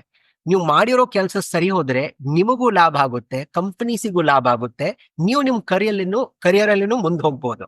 ಅದಕ್ಕೆ ಪ್ರತಿಯೊಬ್ಬರಿಗೂ ನಾವು ಸ್ವಂತ ಲೀಡರ್ ಅದೀವಿ ಅಂತ ಈ ತಿಳುವಳಿಕೆಯಿಂದ ಕೆಲಸ ಮಾಡೋದು ತುಂಬಾ ಪ್ರಾಮುಖ್ಯ. ಅದಕ್ಕೆ ನಾನು ಯಾವಾಗ್ಲೂ ಜನಕ್ಕೆ ಟ್ರೈನ್ ಮಾಡ್ತೀನಲ್ಲ, ಇದ್ರ ಬಗ್ಗೆನೇ ಯೋಚನೆ ಮಾಡ್ತೀನಿ. ಜನದೊಳಗೆ ಆ ಭಾವನೆ ಯಾವ ತರ ನಾವು ಹುಟ್ಟಿಸ್ಬೋದಂತ. ನಾನ್ ಲೀಡರು, ನನಗ್ ಯಾರು ಹೇಳೋ ಅವಶ್ಯಕತೆ ಇಲ್ಲ, ನನಗ್ ನನ್ ಕೆಲಸ ತುಂಬಾ ಚೆನ್ನಾಗ್ ಗೊತ್ತು, ನನಗ್ ನನ್ ಕೆಲಸ ಮಾಡೋ ಆಸೆ ಇದೆ, ನನ್ ಕೆಲಸ ಸರಿಯಾಗಿ ಮಾಡಿದ್ರೆ ಎಲ್ಲಾ ಸರಿ ಹೋಗುತ್ತೆ, ಈ ಭಾವನೆ ಏನದಲ್ಲ, ಅದಕ್ಕೆ ನಾವು mindset of a leader ಅಂತಂತೀವಿ. ಅದಕ್ಕೆ ಎಲ್ಲರಿಗಿಂತ ಮುಂಚೆ ನಾವು ಮೈಂಡ್ ಸೆಟ್ ಅಲ್ಲಿನೇ ಕೆಲಸ ಮಾಡೋದು. ಜನಕ್ಕೆ ಒಂದ್ ದಿಶಾ ತೋರಿಸಿದ್ರೆ, ಒಂದ್ ದಾರಿ ತೋರಿಸಿದ್ರೆ ಅವ್ರಿಗೆ ಗೊತ್ತಾಗುತ್ತೆ ಏನ್ ಮಾಡ್ಬೇಕಂತ. ಆ ದಾರಿನೇ ಇರ್ಲಿಲ್ಲ ಅಂದ್ರೆ ನಾನ್ ಲೀಡರ್ ಯಾಕೆ ಆಗ್ಬೇಕು? ನನಗೆ ಎಷ್ಟು ಸಂಬಳ ಕೊಡ್ತಾರ ಅಷ್ಟು ನಾನು ಕೆಲಸ ಮಾಡ್ತೀನಿ, ಮನೆಗೆ ಹೋಗ್ತೀನಿ, ಮಲ್ಕೋತೀನಿ, ಆಯ್ತು ಅಷ್ಟೇ. ಅದಕ್ಕಿಂತ ಮುಂಚೆ ಅದಕ್ಕಿಂತ ಆದ್ಮೇಲೆ ಏನು ಯೋಚನೆ ಮಾಡಲ್ಲ. ಈ ತರ ಆಗ್ಬಾರ್ದು ಅಂತ ಪ್ರತಿಯೊಬ್ಬ ಪ್ರೊಫೆಷನಲ್ ನಾನ್ ಲೀಡರ್ ಇದ್ದೀನಿ ಅಂತ ತಿಳ್ಕೋಬೇಕು. ಇದ್ರ ಹೊರತು ಕೆಲವೊಬ್ರು ಜನ ಇರ್ತಾರೆ, ಅವ್ರು ಲೀಡರ್ಸ್ ಆಗ್ತಾರೆ. ಅಂದ್ರೆ ಅವ್ರಿಗೆ ರಿಪೋರ್ಟ್ ಮಾಡೋ ಜನ ಇರ್ತಾರೆ. ಒಂದ್ ಟೀಮ್ ಅಲ್ಲಿ 10, 12, 15, 20 ಜನ ಇರ್ಬೋದು. ಈಗ ಅವ್ರ ಜೊತೆ ಕೆಲಸ ಮಾಡ್ಬೇಕಂದ್ರೆ ನಿಮ್ಗೆ ಅವ್ರ ಬಗ್ಗೆ ಆಸಕ್ತಿ ಇರ್ಬೇಕು, ಅವ್ರ ಬಗ್ಗೆ ತಿಳುವಳಿಕೆ ಇರ್ಬೇಕು, ಅವ್ರು ನಿಮ್ ಕಡೆಯಿಂದ ಏನ್ ಎಕ್ಸ್ಪೆಕ್ಟೇಷನ್ ಮಾಡ್ತಾರೋದು ಗೊತ್ತಿರ್ಬೇಕು. ಇದೆಲ್ಲ ಗೊತ್ತಿದ್ರೇನೆ ನೀವು ಅವರಿಗೂ ದಾರಿ ತೋರಿಸ್ಬೋದು. ನಿಮಗೆ ದಾರಿ ಗೊತ್ತಿರ್ಲಿಲ್ಲ ಅಂದ್ರೆ ನೀವು ಅವ್ರಿಗೇನ್ ದಾರಿ ತೋರಿಸ್ತೀರಾ? ಅಂದ್ರೆ ನಾನು ಕುಲ್ಡ, ನೀನು ಕುಲ್ಡ, ಯಾರು ಯಾರಿಗೆ ದಾರಿ ತೋರಿಸ್ಲಿಕ್ಕೆ ಆಗಲ್ಲ. ಆ ತರ ಆಗ್ಬಾರ್ದಂತ ಒಂದು ಲೀಡರ್ ಜವಾಬ್ದಾರಿನೇ ಇರುತ್ತಲ್ಲ, ಅದು ತುಂಬಾ ದೊಡ್ಡ ಜವಾಬ್ದಾರಿ. ಈ ಎಲ್ಲ ಮೆಂಟರಿಂಗ್, ಕೋಚಿಂಗ್ ಮಾಡೋ ಕೆಲಸ ನಮ್ಮಂತ ಇರ್ತದೆ. ಅದಕ್ಕೆ ನಾವೇನ್ ಮಾಡ್ತೀವಿ, ಮೊದ್ಲು ಎಲ್ಲಾರ್ಕಿಂತ ಮುಂಚೆ ಕಂಪನಿ ತಿಳ್ಕೊತೀವಿ. ನಿಮ್ ಕಂಪನಿಯಲ್ಲಿ ಲೀಡರ್ಸ್ ಅದಾರಲ್ಲ, ಅವ್ರಿಗೆ ಏನ್ ತೊಂದರೆ ಆಗ್ತಾ ಇದೆ, ಅಥವಾ ಅವ್ರ ಯಾವ ಕ್ವಾಲಿಟೀಸ್ ನಿಮಗ್ ಬೇಕು ಆ ಕ್ವಾಲಿಟೀಸ್ ಕಾಣಿಸ್ತಾ ಇರ್ಲಿಲ್ಲ, ಆ ಕ್ವಾಲಿಟೀಸ್ ನಮ್ಮನ್ನ ಹೇಳಿ. ಯಾವ ಕ್ವಾಲಿಟೀಸ್ ನಿಮಗ್ ಬೇಕು ಅದು ಹೇಳಿ. ಇದಕ್ಕಂತೀವಿ ಡಯಾಗ್ನೋಸ್ಟಿಕ್ ಅಂದ್ರೆ ಯಾವ್ದಾರ ಗೊತ್ತಾ? ಈಗ ಒಂದ್ ಮನುಷ್ಯನ್ ಕಾಯಿಲೆ ಇರುತ್ತಲ್ಲ, ನಾವು ಡಾಕ್ಟರ್ ಹತ್ರ ಹೋದ್ಮೇಲೆ ಅವ್ರು ಹೇಳ್ತಾರೆ ನೋಡಿ, ನೀವು ಎಕ್ಸ್ರೇ ಮಾಡಿ, ಸ್ಕ್ಯಾನ್ ಮಾಡಿ, ನಮಗೆ ಗೊತ್ತಾಗುತ್ತೆ ಏನ್ ಕಷ್ಟ ಅಂತ. ಅದೇ ಪ್ರಕಾರ ಡಯಾಗ್ನೋಸ್ಟಿಕ್ ಸ್ಟೇಜ್ ಅಲ್ಲಿ ನಾವು ಎಲ್ಲರಿಗಿಂತ ಮುಂಚೆ ತಿಳ್ಕೊತೀವಿ ಏನ್ ತೊಂದರೆ ಇದೆ ಅಂತ ಆ ಕಂಪನಿಯಲ್ಲಿ, ಆ ಜನರ ತೊಂದರೆ ತಿಳ್ಕೊಂಡ್ಮೇಲೆ ಆಮೇಲೆ ನೆಕ್ಸ್ಟ್ ಫೇಸ್ ಇರುತ್ತಲ್ಲ, ಅದಕ್ಕೆ ನಾವು ಡಿಸೈನ್ ಅಂದ್ರೆ ಆ ತಕ್ಕ ನಾವು ಪ್ರೋಗ್ರಾಮ್ ಕ್ರಿಯೇಟ್ ಮಾಡ್ತೀವಿ. ಈಗ ನೀವು ಬಟ್ಟೆ ಹೊಲ್ಸ್ಕೋತೀರಾ, ನಿಮ್ ಅಳತಿ ಪ್ರಕಾರ ನೀವು ಬಟ್ಟೆ ಹೊಲಿಸ್ಕೋತೀರಾ, ಯಾಕೆ ನಿಮಗೆ ಹೊಂದುತ್ತದೋ. ನೀವು ರೆಡಿಮೇಡ್ ನೋಡಿ ಸ್ವಲ್ಪ ಕಮ್ಮಿ ಜಾಸ್ತಿ ಆಗುತ್ತೆ, ಆದ್ರೆ ಹೊಲ್ಕೊಂಡಿದ್ದೇನ್ ಬಟ್ಟೆ ಇರುತ್ತಲ್ಲ, ಹೊಲ್ದಿದ್ ಬಟ್ಟೆಯಲ್ಲಿ ಎಂದೂ ತೊಂದರೆ ಆಗೋಲ್ಲ ಮನುಷ್ಯಂಗೆ. ಅದು ನೀವು 5 ವರ್ಷ 7 ವರ್ಷ ಉಪಯೋಗಿಸ್ಬೋದು. ಅದೇ ತರ ನಾವು ಪ್ರೋಗ್ರಾಮ್ ಡಿಸೈನ್ ಯಾವಾಗ ಮಾಡ್ತೀವಲ್ಲ, ಅಳತಿ ಪ್ರಕಾರ ಡಿಸೈನ್ ಮಾಡ್ತೀವಿ. ಅಂದ್ರೆ ಈ ಕಂಪನಿಗೆ ಯಾವ ಟ್ರೈನಿಂಗ್ ಅವಶ್ಯಕತೆ ಇದೆ, ಅಥವಾ ಈ ಕಂಪನಿ ಯಾವ ಸೆಕ್ಟರ್ ಅಲ್ಲಿ ಇದೆ. ಕೆಲವೊಂದು ಫಾರ್ಮಾ ಕಂಪನೀಸ್ ಇರ್ತವೆ, ಕೆಲವೊಂದು ಕಂಪನೀಸ್ ಮ್ಯಾನುಫ್ಯಾಕ್ಚರಿಂಗ್ ಅಲ್ಲಿ ಇರುತ್ತೆ. ಪ್ರತಿ ಕಂಪನಿ ಅವಶ್ಯಕತೆ ಬೇರೆ ಬೇರೆ ಇರ್ಬೋದು. ಆ ಪ್ರಕಾರ ನಾವು ಪ್ರೋಗ್ರಾಮ್ ಡಿಸೈನ್ ಮಾಡ್ತೀವಿ. ಇದಕ್ಕಂದ್ರೆ ಸೆಕೆಂಡ್ ಸ್ಟೇಜ್. ಥರ್ಡ್ ಸ್ಟೇಜ್ ಅಲ್ಲಿ ನಾವು ಪ್ರೋಗ್ರಾಮ್ ಡೆಲಿವರ್ ಮಾಡ್ತೀವಿ. ಡೆಲಿವರ್ ಅಂದ್ರೆ ಏನು? ವರ್ಕ್ಶಾಪ್ ಕಂಡಕ್ಟ್ ಮಾಡೋದು. 2 ದಿವಸ 3 ದಿವಸ ಈ ತರ ಪ್ರೋಗ್ರಾಮ್ ನಾವು ಕಂಡಕ್ಟ್ ಮಾಡ್ತೀವಿ. ಪ್ರೋಗ್ರಾಮ್ ಕಂಡಕ್ಟ್ ಮಾಡಿದಲ್ಲಿ ಬೇರೆ ಬೇರೆ ಆಕ್ಟಿವಿಟೀಸ್ ಉಪಯೋಗಿಸ್ತೀವಿ. ಅದಕ್ಕೆ ಎಕ್ಸ್ಪೀರಿಯನ್ಷಿಯಲ್ ಲರ್ನಿಂಗ್ ಅಂತ. ಯಾಕಂದ್ರೆ ಈಗಿನ ಕಾಲದಾಗೆ ನೀವು ಜನಕ್ಕೆ ಕೂರಿಸಿ ಬರೀ ಲೆಕ್ಚರ್ ಕೊಟ್ರೆ ಎಲ್ಲ ನಿದ್ದೆ ಹೊಡಿತಾರೆ, ಯಾರು ಕೇಳ್ಕೊಳಲ್ಲ. ಕರೆಕ್ಟ್. ಆಮೇಲೆ ಮೊಬೈಲ್ ಒಂದ್ ಬಂದ್ಬಿಟ್ಟಿದೆ. ಮೊಬೈಲ್ ಬಂದ ತಕ್ಷಣ ಜನಕ್ಕೆ ಮೊಬೈಲ್ ನೋಡಿ ಬ್ಯಾರೆ ಏನು ಯೋಚನೆ ಮಾಡಕ್ ಆಗದೇ ಇಲ್ಲ. ಇಂಥ ವಾತಾವರಣದಲ್ಲಿ ಅವ್ರ ಮನ್ಸಲ್ಲಿ ನಾವು ಕಲಿಬೇಕು ಅಂತ ಭಾವನೆ ಬರ್ಬೇಕಂದ್ರೆ ನೀವು ಅವರಿಗೆ ಸರಿಯಾಗಿ ಕಲಿಸ್ಬೇಕು. ಅದಕ್ಕೋಸ್ಕರ ಎಕ್ಸ್ಪೀರಿಯನ್ಷಿಯಲ್ ಆಕ್ಟಿವಿಟೀಸ್ ನ ಉಪಯೋಗಿಸ್ತೀವಿ. ಆ ಎಕ್ಸ್ಪೀರಿಯನ್ಷಿಯಲ್ ಆಕ್ಟಿವಿಟೀಸ್ ನಲ್ಲಿ ತುಂಬಾ ಗೇಮ್ಸ್ ಎಲ್ಲ ಇರುತ್ತೆ, ತುಂಬಾ ಆಕ್ಟಿವಿಟೀಸ್ ಇರುತ್ತೆ. ಪ್ರತಿಯೊಂದು ಆಕ್ಟಿವಿಟಿ ಮಾಡೋ ಒಂದು ಕಾರಣ ಇರುತ್ತೆ. ಅದರಲ್ಲಿ ನಾವು ಕಲಿತೀವಿ. ಅದರಲ್ಲಿ ನಾವು ಏನ್ ಕಲ್ತೀವಿ ಅಂತ ಗೊತ್ತಾಗುತ್ತೆ, ಎಲ್ಲಿ ತಪ್ಪು ಮಾಡಿದೀವಿ ಅಂತ ಗೊತ್ತಾಗುತ್ತೆ. ರೋಲ್ ಪ್ಲೇಸ್ ಇರ್ತವೆ, ವಿಡಿಯೋ ಡೆಮಾನ್ಸ್ಟ್ರೇಷನ್ಸ್ ಇರುತ್ತೆ. ಈ ತರ ಸುಮಾರು ಒಂದು ಬೇರೆ ಬೇರೆ ಆಕ್ಟಿವಿಟೀಸ್ ಉಪಯೋಗಿಸಿ ಅದಕ್ಕೊಂದು ಇಂಟ್ರೆಸ್ಟ್ ನಾವು ಕ್ರಿಯೇಟ್ ಮಾಡ್ತೀವಿ. ಇದಕ್ಕಂತಾರೆ ಡೆಲಿವರಿ ಫೇಸ್ ಅಂತ. ಮತ್ತೆ ಡೆಲಿವರಿ ಆದ್ಮೇಲೆ ಈಗ ಜನ ಕಲ್ತಿದ್ದಾರೆ, ಆದ್ರೆ ಅದ್ರ ಉಪಯೋಗ ಮಾಡ್ಕೋಬೇಕಂದ್ರೆ ಅವರಿಗೆ ನಾವು ಡೆಪ್ಲಾಯ್ಮೆಂಟ್ ಅಂತ ಒಂದು ಸ್ಟೇಜ್ ಕೊಡ್ತೀವಿ. ಡೆಪ್ಲಾಯ್ಮೆಂಟ್ ಅಲ್ಲಿ ನಾವು ಇಂಪ್ಲಿಮೆಂಟೇಶನ್ ಕಲ್ತಿದಿರಲ್ಲ, ಇದು ಹೋಗಿ ಯಾವ ತರ ನೀವು ಉಪಯೋಗಿಸ್ಬೇಕು, ಇದರಲ್ಲಿ ನಿಮಗೆ ಏನ್ ಲಾಭ ಆಗುತ್ತೆ ಅದು ತಿಳುವಳಿಕೆಯಿಂದ ಅವರಿಗೆ ನಾವು ಸಪೋರ್ಟ್ ಮಾಡ್ತೀವಿ. ಅಲ್ಲಿ ಕೋಚಿಂಗು ಮೆಂಟರಿಂಗು ಅಲ್ಲಿ ನಾವು ಉಪಯೋಗಿಸ್ತೇವೆ. ಅಂದ್ರೆ ಕೋಚಿಂಗ್ ಮೆಂಟರಿಂಗ್ ಅಲ್ಲಿ ಒನ್ ಟು ಒನ್ ಕಾನ್ವರ್ಸೇಷನ್ ಮಾಡಿ ಅವ್ರ ಏನ್ ತೊಂದರೆ ಇದನ್ನೋ ಅದು ತಿಳ್ಕೊಂಡು ಆ ತಕ್ಕ ನಾವು ಹೇಳ್ತೀವಿ, ನೀವು ಇದು ಮಾಡ್ಬೇಕು, ಇದು ಮಾಡಬಾರ್ದು, ಈ ತರ ಮಾಡಿದ್ರೆ ಜಾಸ್ತಿ ಒಳ್ಳೇದು ಅಂತ. 4 ಸ್ಟೇಜಸ್ ಇದೆ. ಇಟ್ ಸ್ಟಾರ್ಟ್ಸ್ ವಿತ್ ಡಯಾಗ್ನೋಸ್ಟಿಕ್ಸ್ ಆದ್ಮೇಲೆ ಡಿಸೈನ್ ಆದ್ಮೇಲೆ ಡೆಲಿವರಿ ಆದ್ಮೇಲೆ ಡೆಪ್ಲಾಯ್ಮೆಂಟ್. ಸಾರಿ, ನೀವು ಕೇಳೋ ಪ್ರಶ್ನೆ ತುಂಬಾ ಲಾಂಗ್ ಕಟ್ ಆಗಿ ಆನ್ಸರ್ ಕೊಟ್ಟೆ ನಾನು, ಆದ್ರೆ ಇದು ಎಲ್ಲ ಫೇಸ್ ತಿಳ್ಕೊಳ್ಳೋದು ತುಂಬಾ ಮುಖ್ಯ. ಅದು ನಿಮ್ಮ ಪ್ರೊಫೈಲ್ ಅಲ್ಲಿ 4D ಅಂತ ನೋಡಿ ನಮ್ಗೆ ಅನ್ಸಿತ್ತು, ಅಂದ್ರೆ ಇದ್ರ ಬಗ್ಗೆ ನಿಮ್ಗೆ ವಿಸ್ತಾರವಾಗಿ ಹೇಳ್ಬೇಕು ಅಂತ. ಕರೆಕ್ಟ್. ನಿಮ್ಮ ಜೊತೆ ಕೆಲಸ ಮಾಡೋರು how do you ensure long term impact ಇರ್ಬೇಕು ಅಂತ? ಈಗ ಟ್ರೈನಿಂಗ್ ಅಲ್ಲಿ ಲಾಂಗ್ ಟರ್ಮ್ ಇಂಪ್ಯಾಕ್ಟ್ ಇರುತ್ತಲ್ಲ, ಆ ಲಾಂಗ್ ಟರ್ಮ್ ಇಂಪ್ಯಾಕ್ಟ್ ಆಗ್ಬೇಕಂದ್ರೆ ಎಲ್ಲರಿಗಿಂತ ಮುಖ್ಯ ನಾನ್ ತಿಳ್ಕೊಂಡಿರೋದು, ನಾವು ಅದಕ್ಕಂತೀವಿ ಇಮೋಷನಲ್ ಕನೆಕ್ಟ್. ಇಮೋಷನಲ್ ಕನೆಕ್ಟ್ ಅಂದ್ರೆ ಏನ್ ಗೊತ್ತಾ? ಈಗ ನಾನು ಸಂಗೀತ ಅವ್ರ ಜೊತೆಗೆ ಮಾತಾಡಕತ್ತೀನಿ, ನಾನು ಪ್ರತಿಭಾ ಅವ್ರ ಜೊತೆಗೆ ಮಾತಾಡಕತ್ತೀನಿ. ಅವರಿಗೆ ನನ್ ಬಗ್ಗೆ ಒಂದ್ ಭಾವನೆ ಇರಬೇಕು, ಒಂದ್ ಸದ್ಭಾವನೆ ಇದ್ರೆ ಅವ್ರು ನನ್ ಮಾತು ಕೇಳ್ತಾರೆ. ನನ್ ಮಾತು ಯಾಕೆ ಕೇಳ್ತಾರೆ? ಯಾಕಂದ್ರೆ ನಾನು ಅವ್ರ ತೊಂದ್ರೆ ಆಗ್ತಿರೋದಲ್ಲ, ಆ ತೊಂದ್ರೆ ತಿಳ್ಕೊಳ್ಳೋ ಪ್ರಯತ್ನ ಮಾಡ್ತಾ ಇದ್ದೀನಂತ. ನಾನ್ ನಿಮ್ ತೊಂದ್ರೆ ಬಿಟ್ಟು ನನಗೇನಾರು ಕಲಿಸ್ಬೇಕಂತ ನಾ ಕಲಿಸ್ತಾ ಇದ್ರೆ ನಿಮಗೂ ಇಂಟ್ರೆಸ್ಟ್ ಇರಲ್ಲ, ನನಗೂ ಇರಲ್ಲ. ಯಾಕಂದ್ರೆ ನೀವು ಯಾವ್ದೋ ಒಂದು ತೊಂದ್ರೆ ಹೇಳ್ತಾ ಇದ್ದೀರಾ, ನಾವ್ ನಿಮಗೆ ಹೇಳ್ತಾ ಇದ್ರೆ ನೀವು ನಿಮ್ ತೊಂದ್ರೆ ಮರೀರಿ, ನಾನ್ ಏನ್ ಕಲಿಸ್ತಾ ಇದ್ದೀನಿ ಅದು ಕೇಳ್ಕೊಳ್ಳಿ ಮಾಡು. ಈ ತರ ಕೆಲಸ ಮಾಡಕ್ ಹೋದ್ರೆ ಎಂದು ಅದು ಯಾರಿಗೂ ಉಪಯೋಗ ಆಗಲ್ಲ. ಅದಕ್ಕೆ ಇನ್ನೊಬ್ರು ತೊಂದರೆ ತಿಳ್ಕೊಂಡು ಯಾವಾಗ ನೀವು ಇಮೋಷನಲಿ ಕನೆಕ್ಟ್ ಮಾಡ್ತಿರೋ ಅವಾಗ ಅದ್ರದ್ದು ಇಂಪ್ಯಾಕ್ಟ್ ಯಾವಾಗ್ಲೂ ಲಾಂಗ್ ಟರ್ಮ್ ಕಾಣಿಸುತ್ತೆ.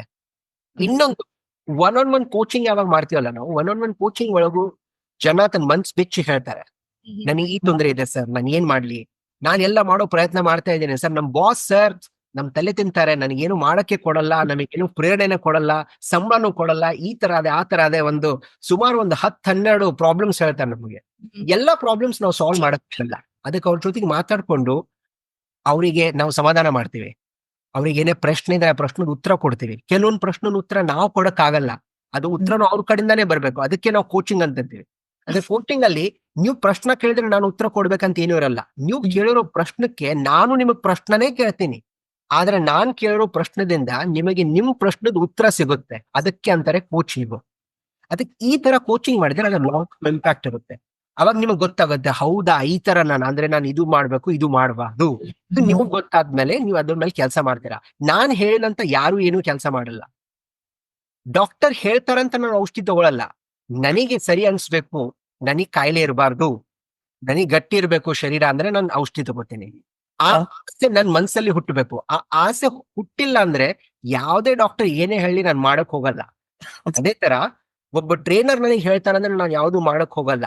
ನನಗೆ ಆ ಮನ್ಸಲ್ಲಿ ಆ ಭಾವನೆ ಹುಟ್ಟಿದ ತಕ್ಷಣ, ಹೌದಪ್ಪ ನಾನು ಏನಾರು ಕಲಿಬೇಕು, ಮುಂದೆ ಹೋಗ್ಬೇಕು, ನನ್ನ ಜೀವನದಲ್ಲಿ ಏನಾರು ಮಾಡಿ ತೋರಿಸ್ಬೇಕು, ಆ ಆಸೆ ಹುಟ್ಟಿದ ತಕ್ಷಣ ಮನುಷ್ಯ ಏನಾರೇ ಮಾಡ್ತಾನೆ. ಈ ಕೆಲಸ ನಮ್ದಿರುತ್ತೆ. ಮಾತ್ ಕೇಳ್ಕೊಳ್ಳೋದು, ದಾರಿ ತೋರಿಸೋದು, ಆಮೇಲೆ ಅದು ದಾರಿ ಮೇಲೆ ಹೋದ್ರೆ ನಿಮಗೆ ಏನ್ ಲಾಭ ಆಗ್ಬೇಕು ಅಂತ ನಾವ್ ಒಂಥರ ಅವ್ರಿಗೆ ಕನ್ನಡಿ ತೋರಿಸ್ತೀವಿ. ಅದೇ ಜನ ತಿಳ್ಕೊತಾರೆ, ಅದ್ರಲ್ಲಿಂದನೇ ಲಾಂಗ್ ಟರ್ಮ್ ಇಂಪ್ಯಾಕ್ಟ್ ಆಗುತ್ತೆ. ತುಂಬಾ ಚೆನ್ನಾಗಿ ಹೇಳಿದ್ರಿ. ಅಂದ್ರೆ ವಿತ್ ಎಕ್ಸಾಂಪಲ್ ಯಾವ್ಯಾವ ತರ ಮಾಡ್ತೀರಾ, ಹೇಗೆ ನಿಮ್ಮ ಟ್ರೈನಿಂಗ್ಗಳು ನಡೆಯತ್ತೆ, ಇನ್ ಡೀಟೇಲ್ ಹೇಳಿದ್ರಿ. ಈಗ ಅಂದ್ರೆ ನಮ್ಗೆ ಇವಾಗ ಕಾಣಿಸ್ತಾ ಇರೋದು ಪೂರ್ತಿ ಡಿಜಿಟಲ್ ವರ್ಲ್ಡ್ ಅಲ್ವಾ? ಈಗ ನಮ್ಗೆ ಎಲ್ಲಾ ಕಡೆ ಎಲ್ಲಾನು ಸಿಗತ್ತೆ. ಅಂದ್ರೆ ಸರ್ಚ್ ಮಾಡಿದ್ರೆ ಸಾಕು, ನೂರಾರು ಟ್ರೈನಿಂಗ್ಗಳು, ನೂರಾರು ವಿಡಿಯೋಗಳು ಅದ್ರ ಬಗ್ಗೆ ಸಿಗ್ತಾ ಹೋಗುತ್ತೆ.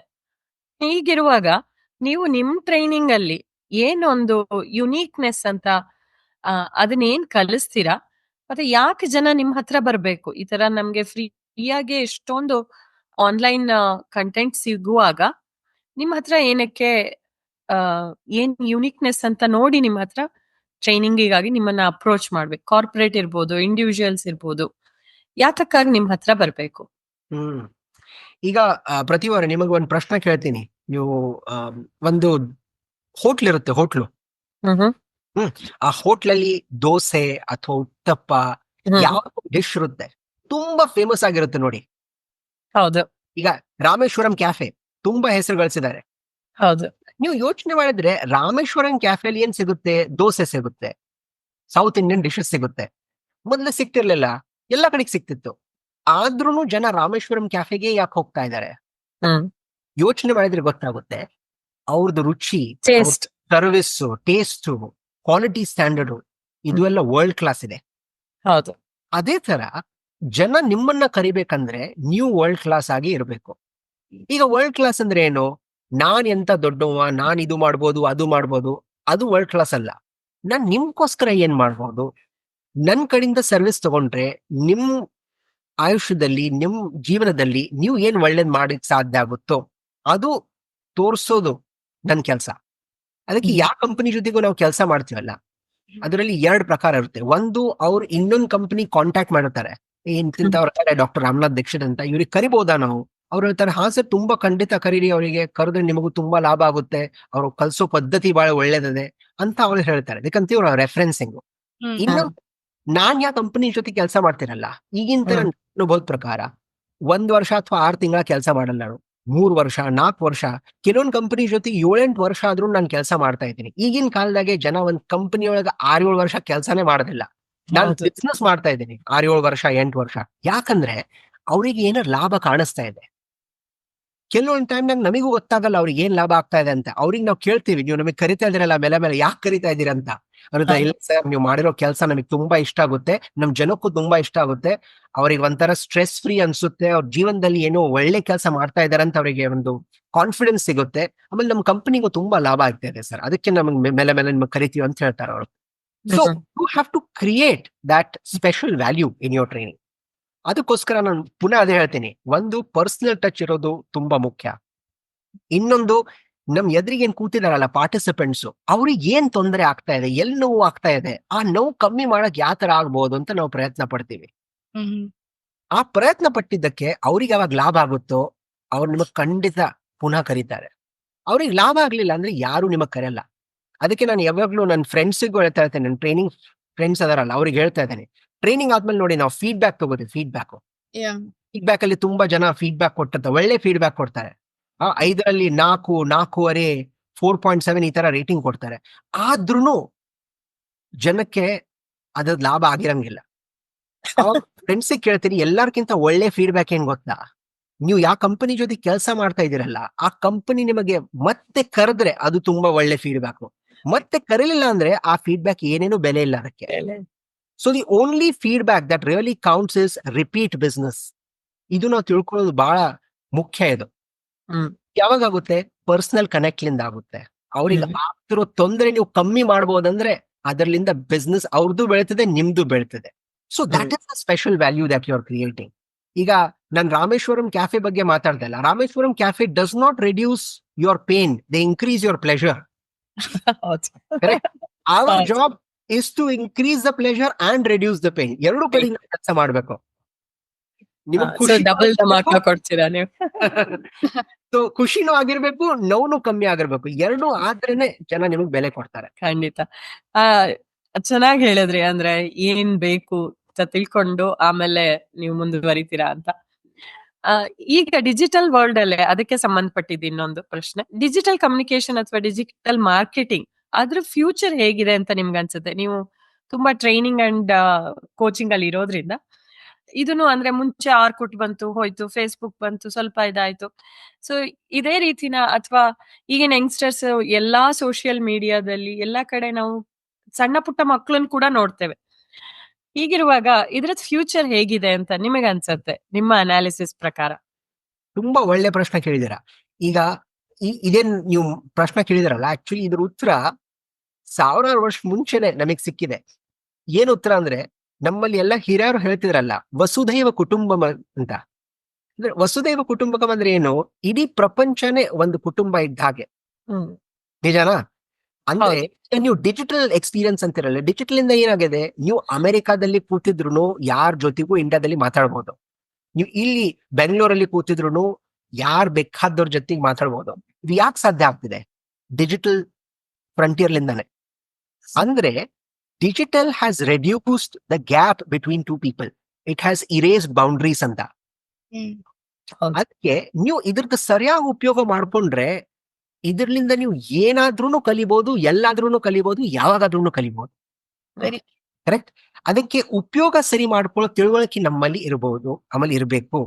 ಈಗ ಎಷ್ಟು ಜನದೊಳಗೆ ಈ ತಿಳುವಳಿಕೆ ಇರಲ್ಲ. ಅದಕ್ಕೆ ಯೂಟ್ಯೂಬ್ ಮೇಲೆ ಹೋದ್ಮೇಲೆ ಎಲ್ಲಿ ನಾವು ಜಾಸ್ತಿ ಸಮಯ ಕೊಡ್ಬೇಕು ಆ ಬುದ್ಧಿ ನಮಗಿರ್ಬೇಕು. ಇಲ್ಲಾಂದ್ರೆ ಅದು ಒಂದು ಶ್ರಾಪ ಆಗ್ಬಿಡುತ್ತೆ. ಅದೇ ತರ ಡಿಜಿಟಲ್ ಇರೋದು. ಡಿಜಿಟಲ್ ಯುಗ ಆಮೇಲೆ ಡಿಜಿಟಲ್ ಟೆಕ್ನಾಲಜಿ ಇದು ನೀವು ಸರಿಯಾಗಿ ಉಪಯೋಗ ಮಾಡ್ಕೊಂಡ್ರೆ ನೀವು ಏನಾದ್ರೂ ಯಾವಾಗಾದ್ರೂ ಕಲಿಬಹುದು. ಈಗ ಟ್ರೈನಿಂಗ್ ಅಲ್ಲಿ ನಾವು ಡಿಜಿಟಲ್ ಉಪಯೋಗ ಮಾಡ್ಕೋತೀವಿ. ಆದ್ರೆ ಏನಾಗೋದು ಗೊತ್ತಾ, ತುಂಬಾ ಡಿಜಿಟಲ್ ಆದ್ರೆ ಪರ್ಸನಲ್ ಕನೆಕ್ಟ್ ಇರೋಲ್ಲ. ಈಗ ನಾವು ಮಾತಾಡ್ತಾ ಇದೀವಿ, ಕರೆಕ್ಟ್, ನಾವು ಡಿಜಿಟಲಿ ಮಾತಾಡ್ತಾ ಇದ್ವಿ. ಇದು ಯಾಕೆ ಸಾಧ್ಯ ಅಂದ್ರೆ ಟೆಕ್ನಾಲಜಿಯಿಂದ ಸಾಧ್ಯ ಅಂತ. ಇರ್ತಿದ್ದಿಲ್ಲ ಅಂದ್ರೆ ಈ ಇಂಟರ್ವ್ಯೂ ಮಾಡಕ್ ಆಗ್ತಾ ಇರ್ಲಿಲ್ಲ. ಅದೇ ತರ ಎಷ್ಟು ಟ್ರೈನಿಂಗ್ಸ್ ನಾವು ಆನ್ಲೈನ್ ಮಾಡ್ತಾ ಇದೀವಿ. ಅಂದ್ರೆ ಡಿಜಿಟಲ್ ಒಳಗೆ ಒಂದು ಡ್ರಾಬ್ಯಾಕ್ ಅಂದ್ರೆ ನಾವು ಏನ್ personal connect in person training ಅಲ್ಲಿ ಕೊಡಬಹುದು, ಅದು ಡಿಜಿಟಲ್ ಕೊಡಕ್ಕೆ ಅಷ್ಟು ಅನುಭವ ಆಗಿ ಆಗೋದಿಲ್ಲ. So digital is a complementary to in person experience. It is not a substitute. ನೀವು ಡಿಜಿಟಲೇ ಬರೀ ಮಾಡಿ ಇನ್ ಪರ್ಸನ್ ಏನು ಮಾಡಬೇಡ್ರಿ ಈ ತರ ವಿಚಾರಿಸಕ್ ಆಗಲ್ಲ. ಇನ್ ಪರ್ಸನ್ ಇದ್ದೇ ಇರುತ್ತೆ, ಡಿಜಿಟಲ್ ಇದ್ದೇ ಇರುತ್ತೆ. ಎರಡು ಹೊಂದ್ಕೊಂಡು ನೀವು ಯಾವ ತರ ಮುಂದೆ ಹೋಗ್ತಿರೋ ಅದು ನೀವು ವಿಚಾರಿಸ್ಬೇಕು. ಖಂಡಿತ. ತುಂಬಾ ಇಂಟ್ರೆಸ್ಟಿಂಗ್. ನಿಮ್ಮ ಜೀವನದಲ್ಲಿ ನಿಮ್ಗೆ ಎಷ್ಟೋ ಜನ ಸಿಕ್ಕಿರ್ತಾರಲ್ಲ, ನಿಮ್ಗೆ ಗೈಡಿಂಗ್ ವಾಯ್ಸ್ ಅಂತ ಇದ್ದವ್ರು ಯಾರು ಡಾಕ್ಟರ್ ರಾಮ್? ನೋಡಿ, ಯಾವುದೇ ಪ್ರೊಫೆಷನ್ ಅಲ್ಲಿ ನೀವು ಇದ್ರು ಈಗಿನ ಕಾಲದಲ್ಲಿ ನನ್ ಮಟ್ಟಿಗೆ ಎಲ್ಲರಿಗಿಂತ ಮುಖ್ಯ ಅಂದ್ರೆ ನಿಮಗ್ ಒಬ್ರು ಯಾರು ಮೆಂಟರ್ ಇರ್ಬೇಕು. ನಮ್ ಗುರು ಶಿಷ್ಯ ಪರಂಪರೆ ಏನದಲ್ಲ. ಈಗ ಜನ ಹೇಳ್ತಾರೆ ಗುರುಕುಲ್ ಇಲ್ಲ, ಗುರುಕುಲ್ ಇಲ್ಲ. ಹೌದು, ಗುರುಕುಲ್ ಇಲ್ಲ ನಿಜ, ಆದ್ರೆ ಗುರು ಇರಬಾರ್ದಂತ ಅದನ್ನ ಇಲ್ಲ. ಗುರುಕುಲ್ ಇರ್ಲಿಲ್ಲ ಆದ್ರೂ ಗುರು ಇರ್ಬೋದು. ಅದಕ್ಕೆ ಯಾರೇ ದಾರಿ ತೋರ್ಸೋರು ನಿಮಗ್ ಗುರು ಇರ್ಲೇಬೇಕು. ನೀವು ತಪ್ಪು ಮಾಡ್ತಿದ್ರೆ ನಿಮಗ್ ಬೈಯೋರು ಗುರು ಇರ್ಲೇಬೇಕು. ಅದೇ ತರ ಬೇರೆ ಬೇರೆ ಕ್ಷೇತ್ರದಲ್ಲಿ ನಿಮಗ್ ಗುರು ಬೇಕು. ಅಂದ್ರೆ ಕೆಲವೊಬ್ರು ನಿಮಗೆ ದುಡ್ಡು ಯಾವ ತರ ಉಪಯೋಗಿಸ್ಬೇಕಂತ ಕಲಿಸ್ತಾರೆ, ಕೆಲವೊಬ್ರು ನಿಮ್ ಪ್ರೊಫೆಷನಲ್ ನೀವು ಮುಂದೆ ಯಾವ ತರ ಹೋಗ್ಬೇಕಂತ ಕಲಿಸ್ತಾರೆ. ಆಯ್ತಾ? ಈ ತರ ಪ್ರತಿಯೊಂದು ವಿಷಯಕ್ಕೋಸ್ಕರ ಒಬ್ರು ಯಾರು ಗುರು ಅಂತ ಇರ್ಬೇಕು ನಿಮಗೆ. ಅಂದ್ರೆ ಒಬ್ರೇ ಗುರು ಎಲ್ಲಾ ಕಲ್ಸಿದ್ರೆ ಒಳ್ಳೇದು, ಆದ್ರೆ ಆ ತರ ಈಗಿನ ಕಾಲದಲ್ಲಿ ಆಗಲ್ಲ. ಇದನ್ನು ಅಷ್ಟೇ ನಿಜ. ಯಾಕಂದ್ರೆ ನಿಮ್ ಗುರು ಇರ್ತಾರಲ್ಲ, ನಿಮ್ ಗುರುಗಳಿಗೂ ಎಲ್ಲಾ ವಿಷಯ ಗೊತ್ತಿರುತ್ತಂತಿಲ್ಲ. ಅದಕ್ಕೆ ನೋಡಿ, ಸ್ಕೂಲಲ್ಲಿ ಕಾಲೇಜಲ್ಲಿ ಪ್ರತಿಯೊಂದು ಲೆಕ್ಚರಿಗೆ ಬೇರೆ ಪ್ರೊಫೆಸರ್ ಇರ್ತಾರೆ. ಅಂದ್ರೆ ಹೇಳೋ ತಾತ್ಪರ್ಯ ಏನು, you need not have only one teacher, you need not have one guru, you can have multiple gurus. So don't be obsessed with one guru. ನಮಗೆ ಒಬ್ಬರೇ ಯಾರ ಮೇಷ್ಟ್ರು ಬೇಕು, ಅವರೇ ಪ್ರಪಂಚದಲ್ಲಿ ಎಲ್ಲಾ ಕಲಿಸ್ಬೇಕು ನನಗೆ ಅಂತಂದ್ರೆ ಆಗಲ್ಲ. ಅದೇ ತರ ನನ್ ಪ್ರಪಂಚದಲ್ಲಿ, ನನ್ ಜೀವನದಲ್ಲಿ ಬೇರೆ ಬೇರೆ ವಿಷಯಕ್ಕೋಸ್ಕರ ಬೇರೆ ಬೇರೆ ಗುರುಗಳು ಅದಾರೆ. ಈಗ ನಮ್ಮೊಬ್ಬರು ಗುರು ಅದಾರೆ, ಮುರಳಿ ಅಯ್ಯರ್ ಅಂತ. ಅವರು ತುಂಬಾ ವರ್ಷದಿಂದ ಕಾರ್ಪೊರೇಟ್ ಅಲ್ಲಿ ಕೆಲಸ ಮಾಡ್ತಿದ್ರು, HR ಹೆಡ್ ಅಂತಿದ್ರು ಕ್ರಿಸಿಲಾ ಕಂಪನಿಯಲ್ಲಿ. ಈಗ ನನಗೆ ಏನಾದ್ರು ತೊಂದರೆ ಆಯ್ತಂದ್ರೆ ನಾನು ಅವ್ರಿಗೆ ಕೇಳ್ತೀನಿ. ಯಾಕಂದ್ರೆ ಅವರು ಮುಂದಿಂದು ಭವಿಷ್ಯ ನೋಡಿರ್ತಾರೆ, ಅವ್ರಿಗೆ ಅನುಭವ ಇರುತ್ತೆ. ಅವ್ರು ಹೇಳ್ಬೋದು ಏನ್ ಮಾಡಿರೋದು ಸರಿ, ಏನ್ ಮಾಡಿರೋದು ತಪ್ಪ ಅಂತ. ಅದರಲ್ಲಿ ನಾವು ತಿಳ್ಕೊತೀವಿ, ಯಾಕಂದ್ರೆ ನಾವು ನೋಡಿರಂಗಿಲ್ಲ, ನಾವು ಇನ್ನೂ ಮಾಡಿರಂಗಿಲ್ಲ. ಅದೇ ಪ್ರತಿಯೊಂದು ವಿಷಯದಲ್ಲಿ ನಿಮಗೆ ಯಾರು ಮಾರ್ಗದರ್ಶನ ಮಾಡಬಹುದು. ಆದ್ರೆ ಒಂದ್ ಮಾತು ನೀವು ತಿಳ್ಕೊಬೇಕು, ನೀವು ಯಾರಿಗ್ ಗುರು ಅಂತ ಒಪ್ತಿರೋ ಇದು ಬುದ್ಧಿ ನಿಮ್ಮ ಹತ್ರ ಇರಬೇಕು. ನೀವು ತಪ್ಪು ವ್ಯಕ್ತಿಗೆ ಗುರು ಮಾಡ್ಕೊಂಡ್ರೆ ನಿಮಗ್ ಯಾರು ಉಳಿಸಕ್ಕಾಗಲ್ಲ. ಅದಕ್ಕೆ ಎರಡು ಮಾತು ಬಹಳ ಮುಖ್ಯ. ಗುರು ಇರಬೇಕು, ಹೌದು, ತಪ್ಪು ಗುರು ಇರಬಾರ್ದು, ಅದ್ರೂ ಅಷ್ಟೇ ನಿಜ. ಖಂಡಿತ. ಅಂದ್ರೆ ಈಗಿನ ಕಾಲದಲ್ಲಿ ನಾವು ಸೋಷಿಯಲ್ ಮೀಡಿಯಾ ಇನ್ಫ್ಲೂಯೆನ್ಸರ್ಸ್ ನೋಡ್ತೀವಲ್ಲ, ಎಷ್ಟು ಜನ ಸೋಷಿಯಲ್ ಮೀಡಿಯಾ ಇನ್ಫ್ಲೂಯೆನ್ಷಿಯಲ್ ಗುರುಸ್ ಅಂತ ಹೇಳ್ಕೊತಾರೆ, ಎಷ್ಟು ಜನ ಮೋಸನೇ ಮಾಡ್ತಾರೆ ಅದರಲ್ಲಿ. ಈ ತರ ಗುರು ಹುಡ್ಕಕ್ ಹೋಗ್ಬೇಡ್ರಿ. ಯಾರೇ ಗುರು ಇದ್ರು ಅವ್ರು ನಿಮಗ್ ದಾರಿ ತೋರಿಸಿರ್ಬೇಕು. ಆಮೇಲೆ ನಿಮ್ದು ಒಳ್ಳೇದಾಗ್ಬೇಕಂತ ಅವ್ರ ಮನ್ಸಲ್ಲಿ ಆಸೆ ಇರ್ಬೇಕು. ಅಂತವ್ರೆ ನಿಮ್ಗ್ ಗುರು ಅಂತ ಆಗ್ಬೋದು. ಖಂಡಿತ ತುಂಬಾ ಚೆನ್ನಾಗಿ ಹೇಳಿದ್ರಿ. ಅಂದ್ರೆ ಗುರುಗಳ ಬಗ್ಗೆ ಆಗ್ಲಿ, ಗುರುಕುಲದ ಬಗ್ಗೆ ಆಗ್ಲಿ, ನೀವು ಮಾಡ್ತಿರೋ ಟ್ರೈನಿಂಗ್ ಬಗ್ಗೆ, ಕೋಚಿಂಗ್ಗೆ ತುಂಬಾ ಚೆನ್ನಾಗಿ ತಿಳಿಸ್ಕೊಟ್ರಿ. ಇಷ್ಟೊತ್ತು ನಾವು ನೀವು ಮಾಡುವ ಕೆಲ್ಸದ ಬಗ್ಗೆ ಒಂದಷ್ಟನ್ನ ತಿಳ್ಕೊಂಡ್ವಿ. ಈಗ ಸುಮ್ನೆ ಅಂದ್ರೆ ನಾವು ಫನ್ಗೋಸ್ಕರ ಒಂದಷ್ಟು ರ್ಯಾಪಿಡ್ ಫೈರ್ ಕ್ವೆಶನ್ಸ್ ನಾವು ಥಟ್ ಅಂತ ಕೇಳಿದಾಗ ಪಟ್ ಅಂತ ನಿಮ್ ಮನ್ಸಿಗೆ ಏನ್ ಬರುತ್ತೋ ಅದನ್ನ ಹೇಳ್ತಾ ಹೋಗಿ. ಇದು ಒಂದ್ ಮಾತು ಹೇಳ, ಅಂದ್ರೆ ಜೋಕಿಂಗ್ ಹೇಳ್ತಾ ಇದ್ದೀನಿ. ಈಗಿನ ಕಾಲದಾಗ ಇದು ರ್ಯಾಪಿಡ್ ಫೈರ್ ತುಂಬಾ ಪಾಪ್ಯುಲರ್ ಆಗಿದೆ ನೋಡಿ. ಅಂದ್ರೆ ರ್ಯಾಪಿಡ್ ಫೈರ್ ಅಲ್ಲಿ ನಾವು ಜನಕ್ಕೆ ಏನ್ ಪ್ರೋತ್ಸಾಹನೆ ಕೊಡ್ತಾ ಇದೀವಿ ಅಂತಂದ್ರೆ, ಯೋಚನೆ ಮಾಡ್ಲಾರ್ದೆ ಮಾತಾಡ್ರಿ ಅಂತ. ಅದೇ ತುಂಬಾ ಒಂದು ಕಷ್ಟ ಆಗ್ತಿರೋದು ಜನಕ್ಕೆ. ಆಯ್ತು ಹೇಳಿ. ಇಲ್ಲ, ಇದು ಯೋಚನೆ ಮಾಡ್ದೆ ಅಂತ ಅಲ್ಲ, ತಕ್ಷಣ ಯೋಚನೆ ಮಾಡಿ ಪಟ್ ಅಂತ ಹೇಳಿ, ಆ ತರ ಅಷ್ಟೇ. ಆಯ್ತು ಆಯ್ತು. ಯೋಚನೆ ಮಾಡಿ ಸಾಕಷ್ಟು ವಿಷಯಗಳನ್ನ ಹೇಳಿದ್ದಾಗಿದೆ ಅಲ್ಲ, ಹಾಗಾಗಿ ಸುಮ್ನೆ ತಮಾಷೆಗಾಗಿ ಕೆಲವೊಂದು ಫನ್ ಮೂಮೆಂಟ್ಸ್ ಅಷ್ಟೇ. ಓಕೆ. ಹಾ, ನಿಮ್ಗೆ ವರ್ಕ್ಶಾಪ್ ಮಾಡಕ್ಕೆ ಅಂತ ನೀವು ಎಷ್ಟೊಂದು ಲ್ಯಾಂಗ್ವೇಜ್ ಗಳಲ್ಲಿ ಮಾಡ್ತೀರಾ, ಬೇರೆ ಬೇರೆ ಭಾಷೆಗಳಲ್ಲಿ. ಹಾಗಾಗಿ ನಿಮ್ಗೆ ವರ್ಕ್ಶಾಪ್ ಮಾಡಕ್ಕೆ ಇಷ್ಟವಾದ ಭಾಷೆ ಯಾವುದು? your favorite language? I would say the language of heart, something that connects with people. Very nice. ನಿಮ್ಗೆ ಸಿಕ್ಕಂತಹ ಬೆಸ್ಟ್ ಅಡ್ವೈಸ್ ಯಾವುದು? Best advice. Don't think of yourself as a trainer. Think of yourself as a learner, as a student. Super. ನೀವ್ ಎಷ್ಟೊಂದು training ಗಳನ್ನ ನೋಡಿರ್ತೀರಾ. ಅಂದ್ರೆ ನೀವು training ಕೊಡೋದ್ರಿಂದ ನೀವು ನೋಡಿರುವ ಫನ್ನಿಯೆಸ್ಟ್ ಟ್ರೈನಿಂಗ್ ಮಿಸ್ಟೇಕ್ ಯಾವುದು? ಯಾರು ಮಾಡಿರೋ ಮಿಸ್ಟೇಕು? ಟ್ರೈನರ್ ಮಾಡಿರೋ ಮಿಸ್ಟೇಕು, ಟ್ರೈನೀಸ್ ಮಾಡಿರೋ ಮಿಸ್ಟೇಕು? ಎರಡೂ ಹೇಳ್ಬೋದು ನೀವು. ಓಕೆ, ಮಿಸ್ಟೇಕ್ ಅಂತಲ್ಲ, ಆದ್ರೆ ನಾವು ಎಷ್ಟೋ ಸಮಯದಲ್ಲಿ ಕೇಳ್ತೀವಿ ಜನಕ್ಕೆ, okay so you are here for a training programme, why are you here ಅಂತ. ಅಂದ್ರೆ ಅವ್ರ ಎಕ್ಸ್ಪೆಕ್ಟೇಷನ್ ತಿಳ್ಕೊಳ್ಳೋ ಪ್ರಯತ್ನ ಪಡ್ತೀವಿ ನಾವು. ಜನ ನನಗೆ ಉತ್ತರ ಕೊಡ್ತಾರೆ, ನನಗೆ ಗೊತ್ತಿಲ್ಲ ಸರ್, ನಮ್ ಬಾಸ್ ಕಳ್ಸಿದ್ದಾರೆ, ನಾನು ಬಂದಿದ್ದೀನಿ, ಇನ್ನೊಂದ್ ಏನೇನೋ ಗೊತ್ತಿಲ್ಲ ಅಂತ. ಅವಾಗ ನನಗೆ ತುಂಬಾ ವಿಚಿತ್ರ ಅನ್ಸುತ್ತೆ. ಅಂದ್ರೆ ಈ ಕಾಲದಾಗ ಜನಕ್ಕೆ ಗೊತ್ತಿಸ್ತಾ ಇಲ್ಲ ಅವ್ರು ಯಾಕೆ ಬಂದಿದ್ದಾರೆ ಅಂತ. ಆದ್ರೂ ನಾವು ಅವ್ರಿಗೆ ಕಲಿಸ್ಬೇಕಂತ ಒಂದು ಎಕ್ಸ್ಪೆಕ್ಟೇಷನ್ ಇರುತ್ತೆ. So that I find really funny. Trainer ಆಗಿ ಬೇರೆ ಯಾರು ಟ್ರೈನರ್ ಮಾಡಿರುವ ಫನ್ನಿಯಸ್ಟ್ ಮಿಸ್ಟೇಕ್ ಯಾವ್ದಾದ್ರು ನಮ್ಮಕ್ಕ ಬಂದ್ರೆ ಹೇಳಿ. ಕೆಲವೊಂದ್ಸಲ ಏನಾಗುತ್ತೆ ಗೊತ್ತಾ, ಟ್ರೈನರ್ಸ್ ಇರ್ತಾರಲ್ಲ, ಅವ್ರು ತುಂಬಾ ಯೋಚನೆ ಮಾಡ್ತಿರ್ತಾರೆ ಯಾವಾಗ್ಲೂ. ಅವರು ಯೋಚನೆ ಮಾಡ್ತಾನೆ ಹೋಗ್ತಾರೆ ಟ್ರೈನಿಂಗ್ ಕೊಡೋಕೆ. ಅವಾಗ ಟ್ರೈನಿಂಗ್ ಕೊಡೋಕ್ ಶುರು ಮಾಡಿದಾಗ ಗೊತ್ತಾಗುತ್ತೆ, ಅಯ್ಯೋ ನಾನು ತಪ್ಪು ರೂಮ್ ಅಲ್ಲಿ ಬಂದ್ಬಿಟ್ಟಿದ್ದೀನಿ ಅಲ್ಲ, ಈ ರೂಮ್ ಅಲ್ಲಿ ಬರ್ಬೇಕಾಗಿತ್ತಲ್ಲ, ಈ ತರ. ಯಾಕಂದ್ರೆ ಅವ್ರು ಯೋಚನೆ ಮಾಡ್ತಾ ಇರ್ತಾರಲ್ಲ, ಅದರಲ್ಲಿ ಅವ್ರಿಗೆ ಗೊತ್ತಾಗಲ್ಲ ನಾವು ಸರಿ ಮಾಡ್ತಾ ಇದೀವೋ, ಸರಿ ಜಗಕ್ ಬಂದಿದೀವೋ ಇಲ್ಲೋ ಅಂತ ಯೋಚನೆ ಮಾಡಲ್ಲ ಅವರು. ನಿಮ್ಗೊಂದ್ ಇಡೀ ದಿನ ಮೂವಿ ಕೋಟ್ಸ್ ಯೂಸ್ ಮಾಡ್ಕೊಂಡೇ ಮಾತಾಡುವ ಹಾಗಿದ್ರೆ ಯಾವ ಮೂವಿನ ಚೂಸ್ ಮಾಡ್ತೀರಾ? ಹಿಂದಿಯಲ್ಲಿ ಯೋಚನೆ ಮಾಡಿದ್ರೆ ಲಗಾನ್ ಮೂವಿ ತುಂಬಾ ಇಷ್ಟ ಆಗುತ್ತೆ. ಲಗಾನ್ ಮೂವಿ ನೋಡಕ್ಕೆ ಇವತ್ತು. ಕನ್ನಡದಲ್ಲಿ ಸತ್ಯ ಹರಿಶ್ಚಂದ್ರ. ನನಗೆಲ್ಲ ಡೈಲಾಗ್ಸ್ ನೆನಪಿಲ್ಲ, ಆದ್ರೆ ನನಗೆ ತುಂಬಾ ಇಷ್ಟ ಆಗುತ್ತೆ ಮೂವಿ. ನಾನ್ ಮರಾಠಿ ತುಂಬಾ ಮೂವೀಸ್ ನೋಡ್ತೀನಿ. ಮರಾಠಿಯಲ್ಲಿ ಚೌಕಟ್ ರಾಜಾ ಅಂತ ಒಂದು ಫಿಲ್ಮ್ ಇದೆ, ಆ ಫಿಲ್ಮ್ ನನಗೆ ತುಂಬಾ ಇಷ್ಟ ಆಗುತ್ತೆ. ಆಮೇಲೆ ಇಂಗ್ಲಿಷ್ ಅಲ್ಲಿ ಬ್ರೇವ್ ಹಾರ್ಟ್, ಮೆಲ್ Gibson. I am a movie buff. ಆದ್ರೆ ನೀವು ಮೂವಿ ಬಗ್ಗೆ ಪ್ರಶ್ನೆ ಕೇಳಿದ್ರೆ ನಾವು ಈ ವಿಷಯ ಬಿಟ್ಟು ಮೂವೀಸ್ ಬಗ್ಗೆನೆ ಮಾತಾಡ್ಬೇಕಾಗುತ್ತೆ. ಅದಕ್ಕೆ ಇನ್ನೊಂದು ಎಪಿಸೋಡ್ ಮಾಡೋಣ. ಆಯ್ತು. ನೀವು ಫಿಕ್ಷನಲ್ ಕ್ಯಾರೆಕ್ಟರ್ ಯಾವ್ದಕ್ಕಾದ್ರು ಟ್ರೈನ್ ಮಾಡುವ ಹಾಗಿದ್ರೆ ಅದು ಯಾವ ಕ್ಯಾರೆಕ್ಟರ್ ಆಗಿರುತ್ತೆ? ಯಾವ ಫಿಕ್ಷನಲ್ ಕ್ಯಾರೆಕ್ಟರ್ಗೆ ಟ್ರೈನ್ ಮಾಡ್ತೀರಾ? ಅಂದ್ರೆ ನಾನ್ ಫಿಕ್ಷನಲ್ ಕ್ಯಾರೆಕ್ಟರ್ ಟ್ರೈನ್ ಮಾಡಿದ್ರೆ, ನೀವು ಟ್ರೈನರ್ ಆಗಿ ಯಾವ್ದಾದ್ರು ಒಂದು ಫಿಕ್ಷನಲ್ ಕ್ಯಾರೆಕ್ಟರ್ಗೆ ಟ್ರೈನಿಂಗ್ ಮಾಡೋ ಹಾಗಿದ್ರೆ ಯಾವುದೇ ಫಿಕ್ಷನಲ್ ಕ್ಯಾರೆಕ್ಟರ್ ಇದ್ರೂ ಪರವಾಗಿಲ್ಲ. ಯಾಕಂದ್ರೆ ನನ್ ಕೆಲಸ ಟ್ರೈನೀಸ್ ನಾವು ನೋಡೋದಿಲ್ಲ, ಅವ್ರ ಮುಖನೂ ನೋಡೋದಿಲ್ಲ, ಅವ್ರ ಜಾತಿನೂ ನೋಡೋದಿಲ್ಲ, ಅವ್ರ ಧರ್ಮನೂ ನೋಡೋದಿಲ್ಲ, ಅವ್ರ ರಾಷ್ಟ್ರನೂ ನೋಡೋದಿಲ್ಲ. ಅದಕ್ಕೆ ಯಾವುದೇ ಫಿಕ್ಷನಲ್ ಕ್ಯಾರೆಕ್ಟರ್ ಇದ್ರೂ ಅವ್ರಿಗೆ ಕೂಡಿಸಿ, ನನಗೇನೂ ತೊಂದರೆ ಆಗಲ್ಲ. ನಿಮ್ ಚಾಯ್ಸ್ ಇದ್ರೆ? ನನ್ ಚಾಯ್ಸ್ ಇದ್ರೆ I would say may be Batman. Very nice. ಚೆನ್ನಾಗಿ ಉತ್ತರಗಳನ್ನ ಕೊಟ್ಟಿದ್ದೀರಾ.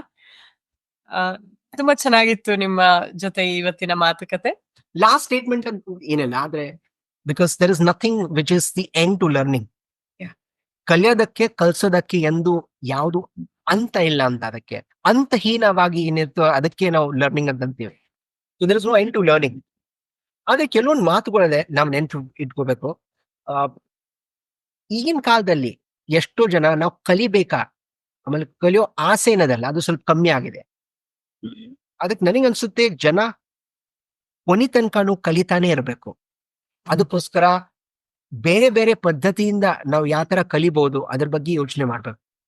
ಉದಾಹರಣೆ ಅಂದ್ರೆ ಪ್ರತಿಯೊಂದ್ಸಲ ಪುಸ್ತಕನೇ ಓದ್ಬೇಕಂತ ಏನಿಲ್ಲ. ಅಂದ್ರೆ ಪುಸ್ತಕ ಓದ್ತಿದ್ರೆ ತುಂಬಾ ಒಳ್ಳೇದು, ಪುಸ್ತಕನೂ ಓದ್ಬೇಕು. ನನಗೂ ಪುಸ್ತಕ ಓದೋದು ತುಂಬಾ ಇಷ್ಟ ಆಗುತ್ತೆ. ಆದ್ರೆ ನಮ್ ಎದುರಿಗೆ ಏನ್ ನಡೀತಾ ಇದೆ, ನಮ್ ಎದುರಿಗೆ ಯಾವ ಜನ ಇದ್ದಾರೆ ಅವ್ರ ಕಡೆಯಿಂದ ನಾವು ಕಲಿಯೋ ಪ್ರಯತ್ನ ಮಾಡ್ಬೇಕು.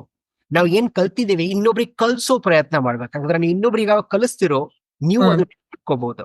ಅದರಿಂದ ನೀವು ಕಲಿತೀರಾ, ಇನ್ನೊಬ್ರು ಕಲಿತಾರೆ. ಅದೇ ತರ ನನಗನ್ಸುತ್ತೆ ಯಾವಾಗ್ಲೂ ಏನಾದ್ರೂ ಇನ್ನೊಬ್ರು ಸಹಾಯ ಮಾಡುವ ಒಂದು ಆಸೆ ನಿಮ್ ಮನಸ್ಸಲ್ಲಿ ಇರ್ಬೇಕು. ಯಾಕಂದ್ರೆ ನೀವು ಇನ್ನೊಬ್ರಿಗೆ ಯಾವ ಸಹಾಯ ಮಾಡ್ತಿರಲ್ಲ ನಿಮಗೂ ತುಂಬಾ ಖುಷಿ ಸಿಗುತ್ತೆ. ಅದರಲ್ಲಿ ನೀವು ಬೆಳ್ಕೋತ ಹೋಗ್ತೀರಾ, ಇನ್ನೊಬ್ರು ಬೆಳ್ಕೋತ ಹೋಗ್ತಾರೆ. ಅಂದರೆ ಒಂದು ವಾತಾವರಣ ಏನ್ ಕ್ರಿಯೇಟ್ ಆಗುತ್ತಲ್ಲ, ಅದರಲ್ಲಿ ಎಲ್ಲರಿಗೂ ನನಗನ್ಸುತ್ತೆ ಲಾಭ ಆಗುತ್ತೆ ಅದರಿಂದ.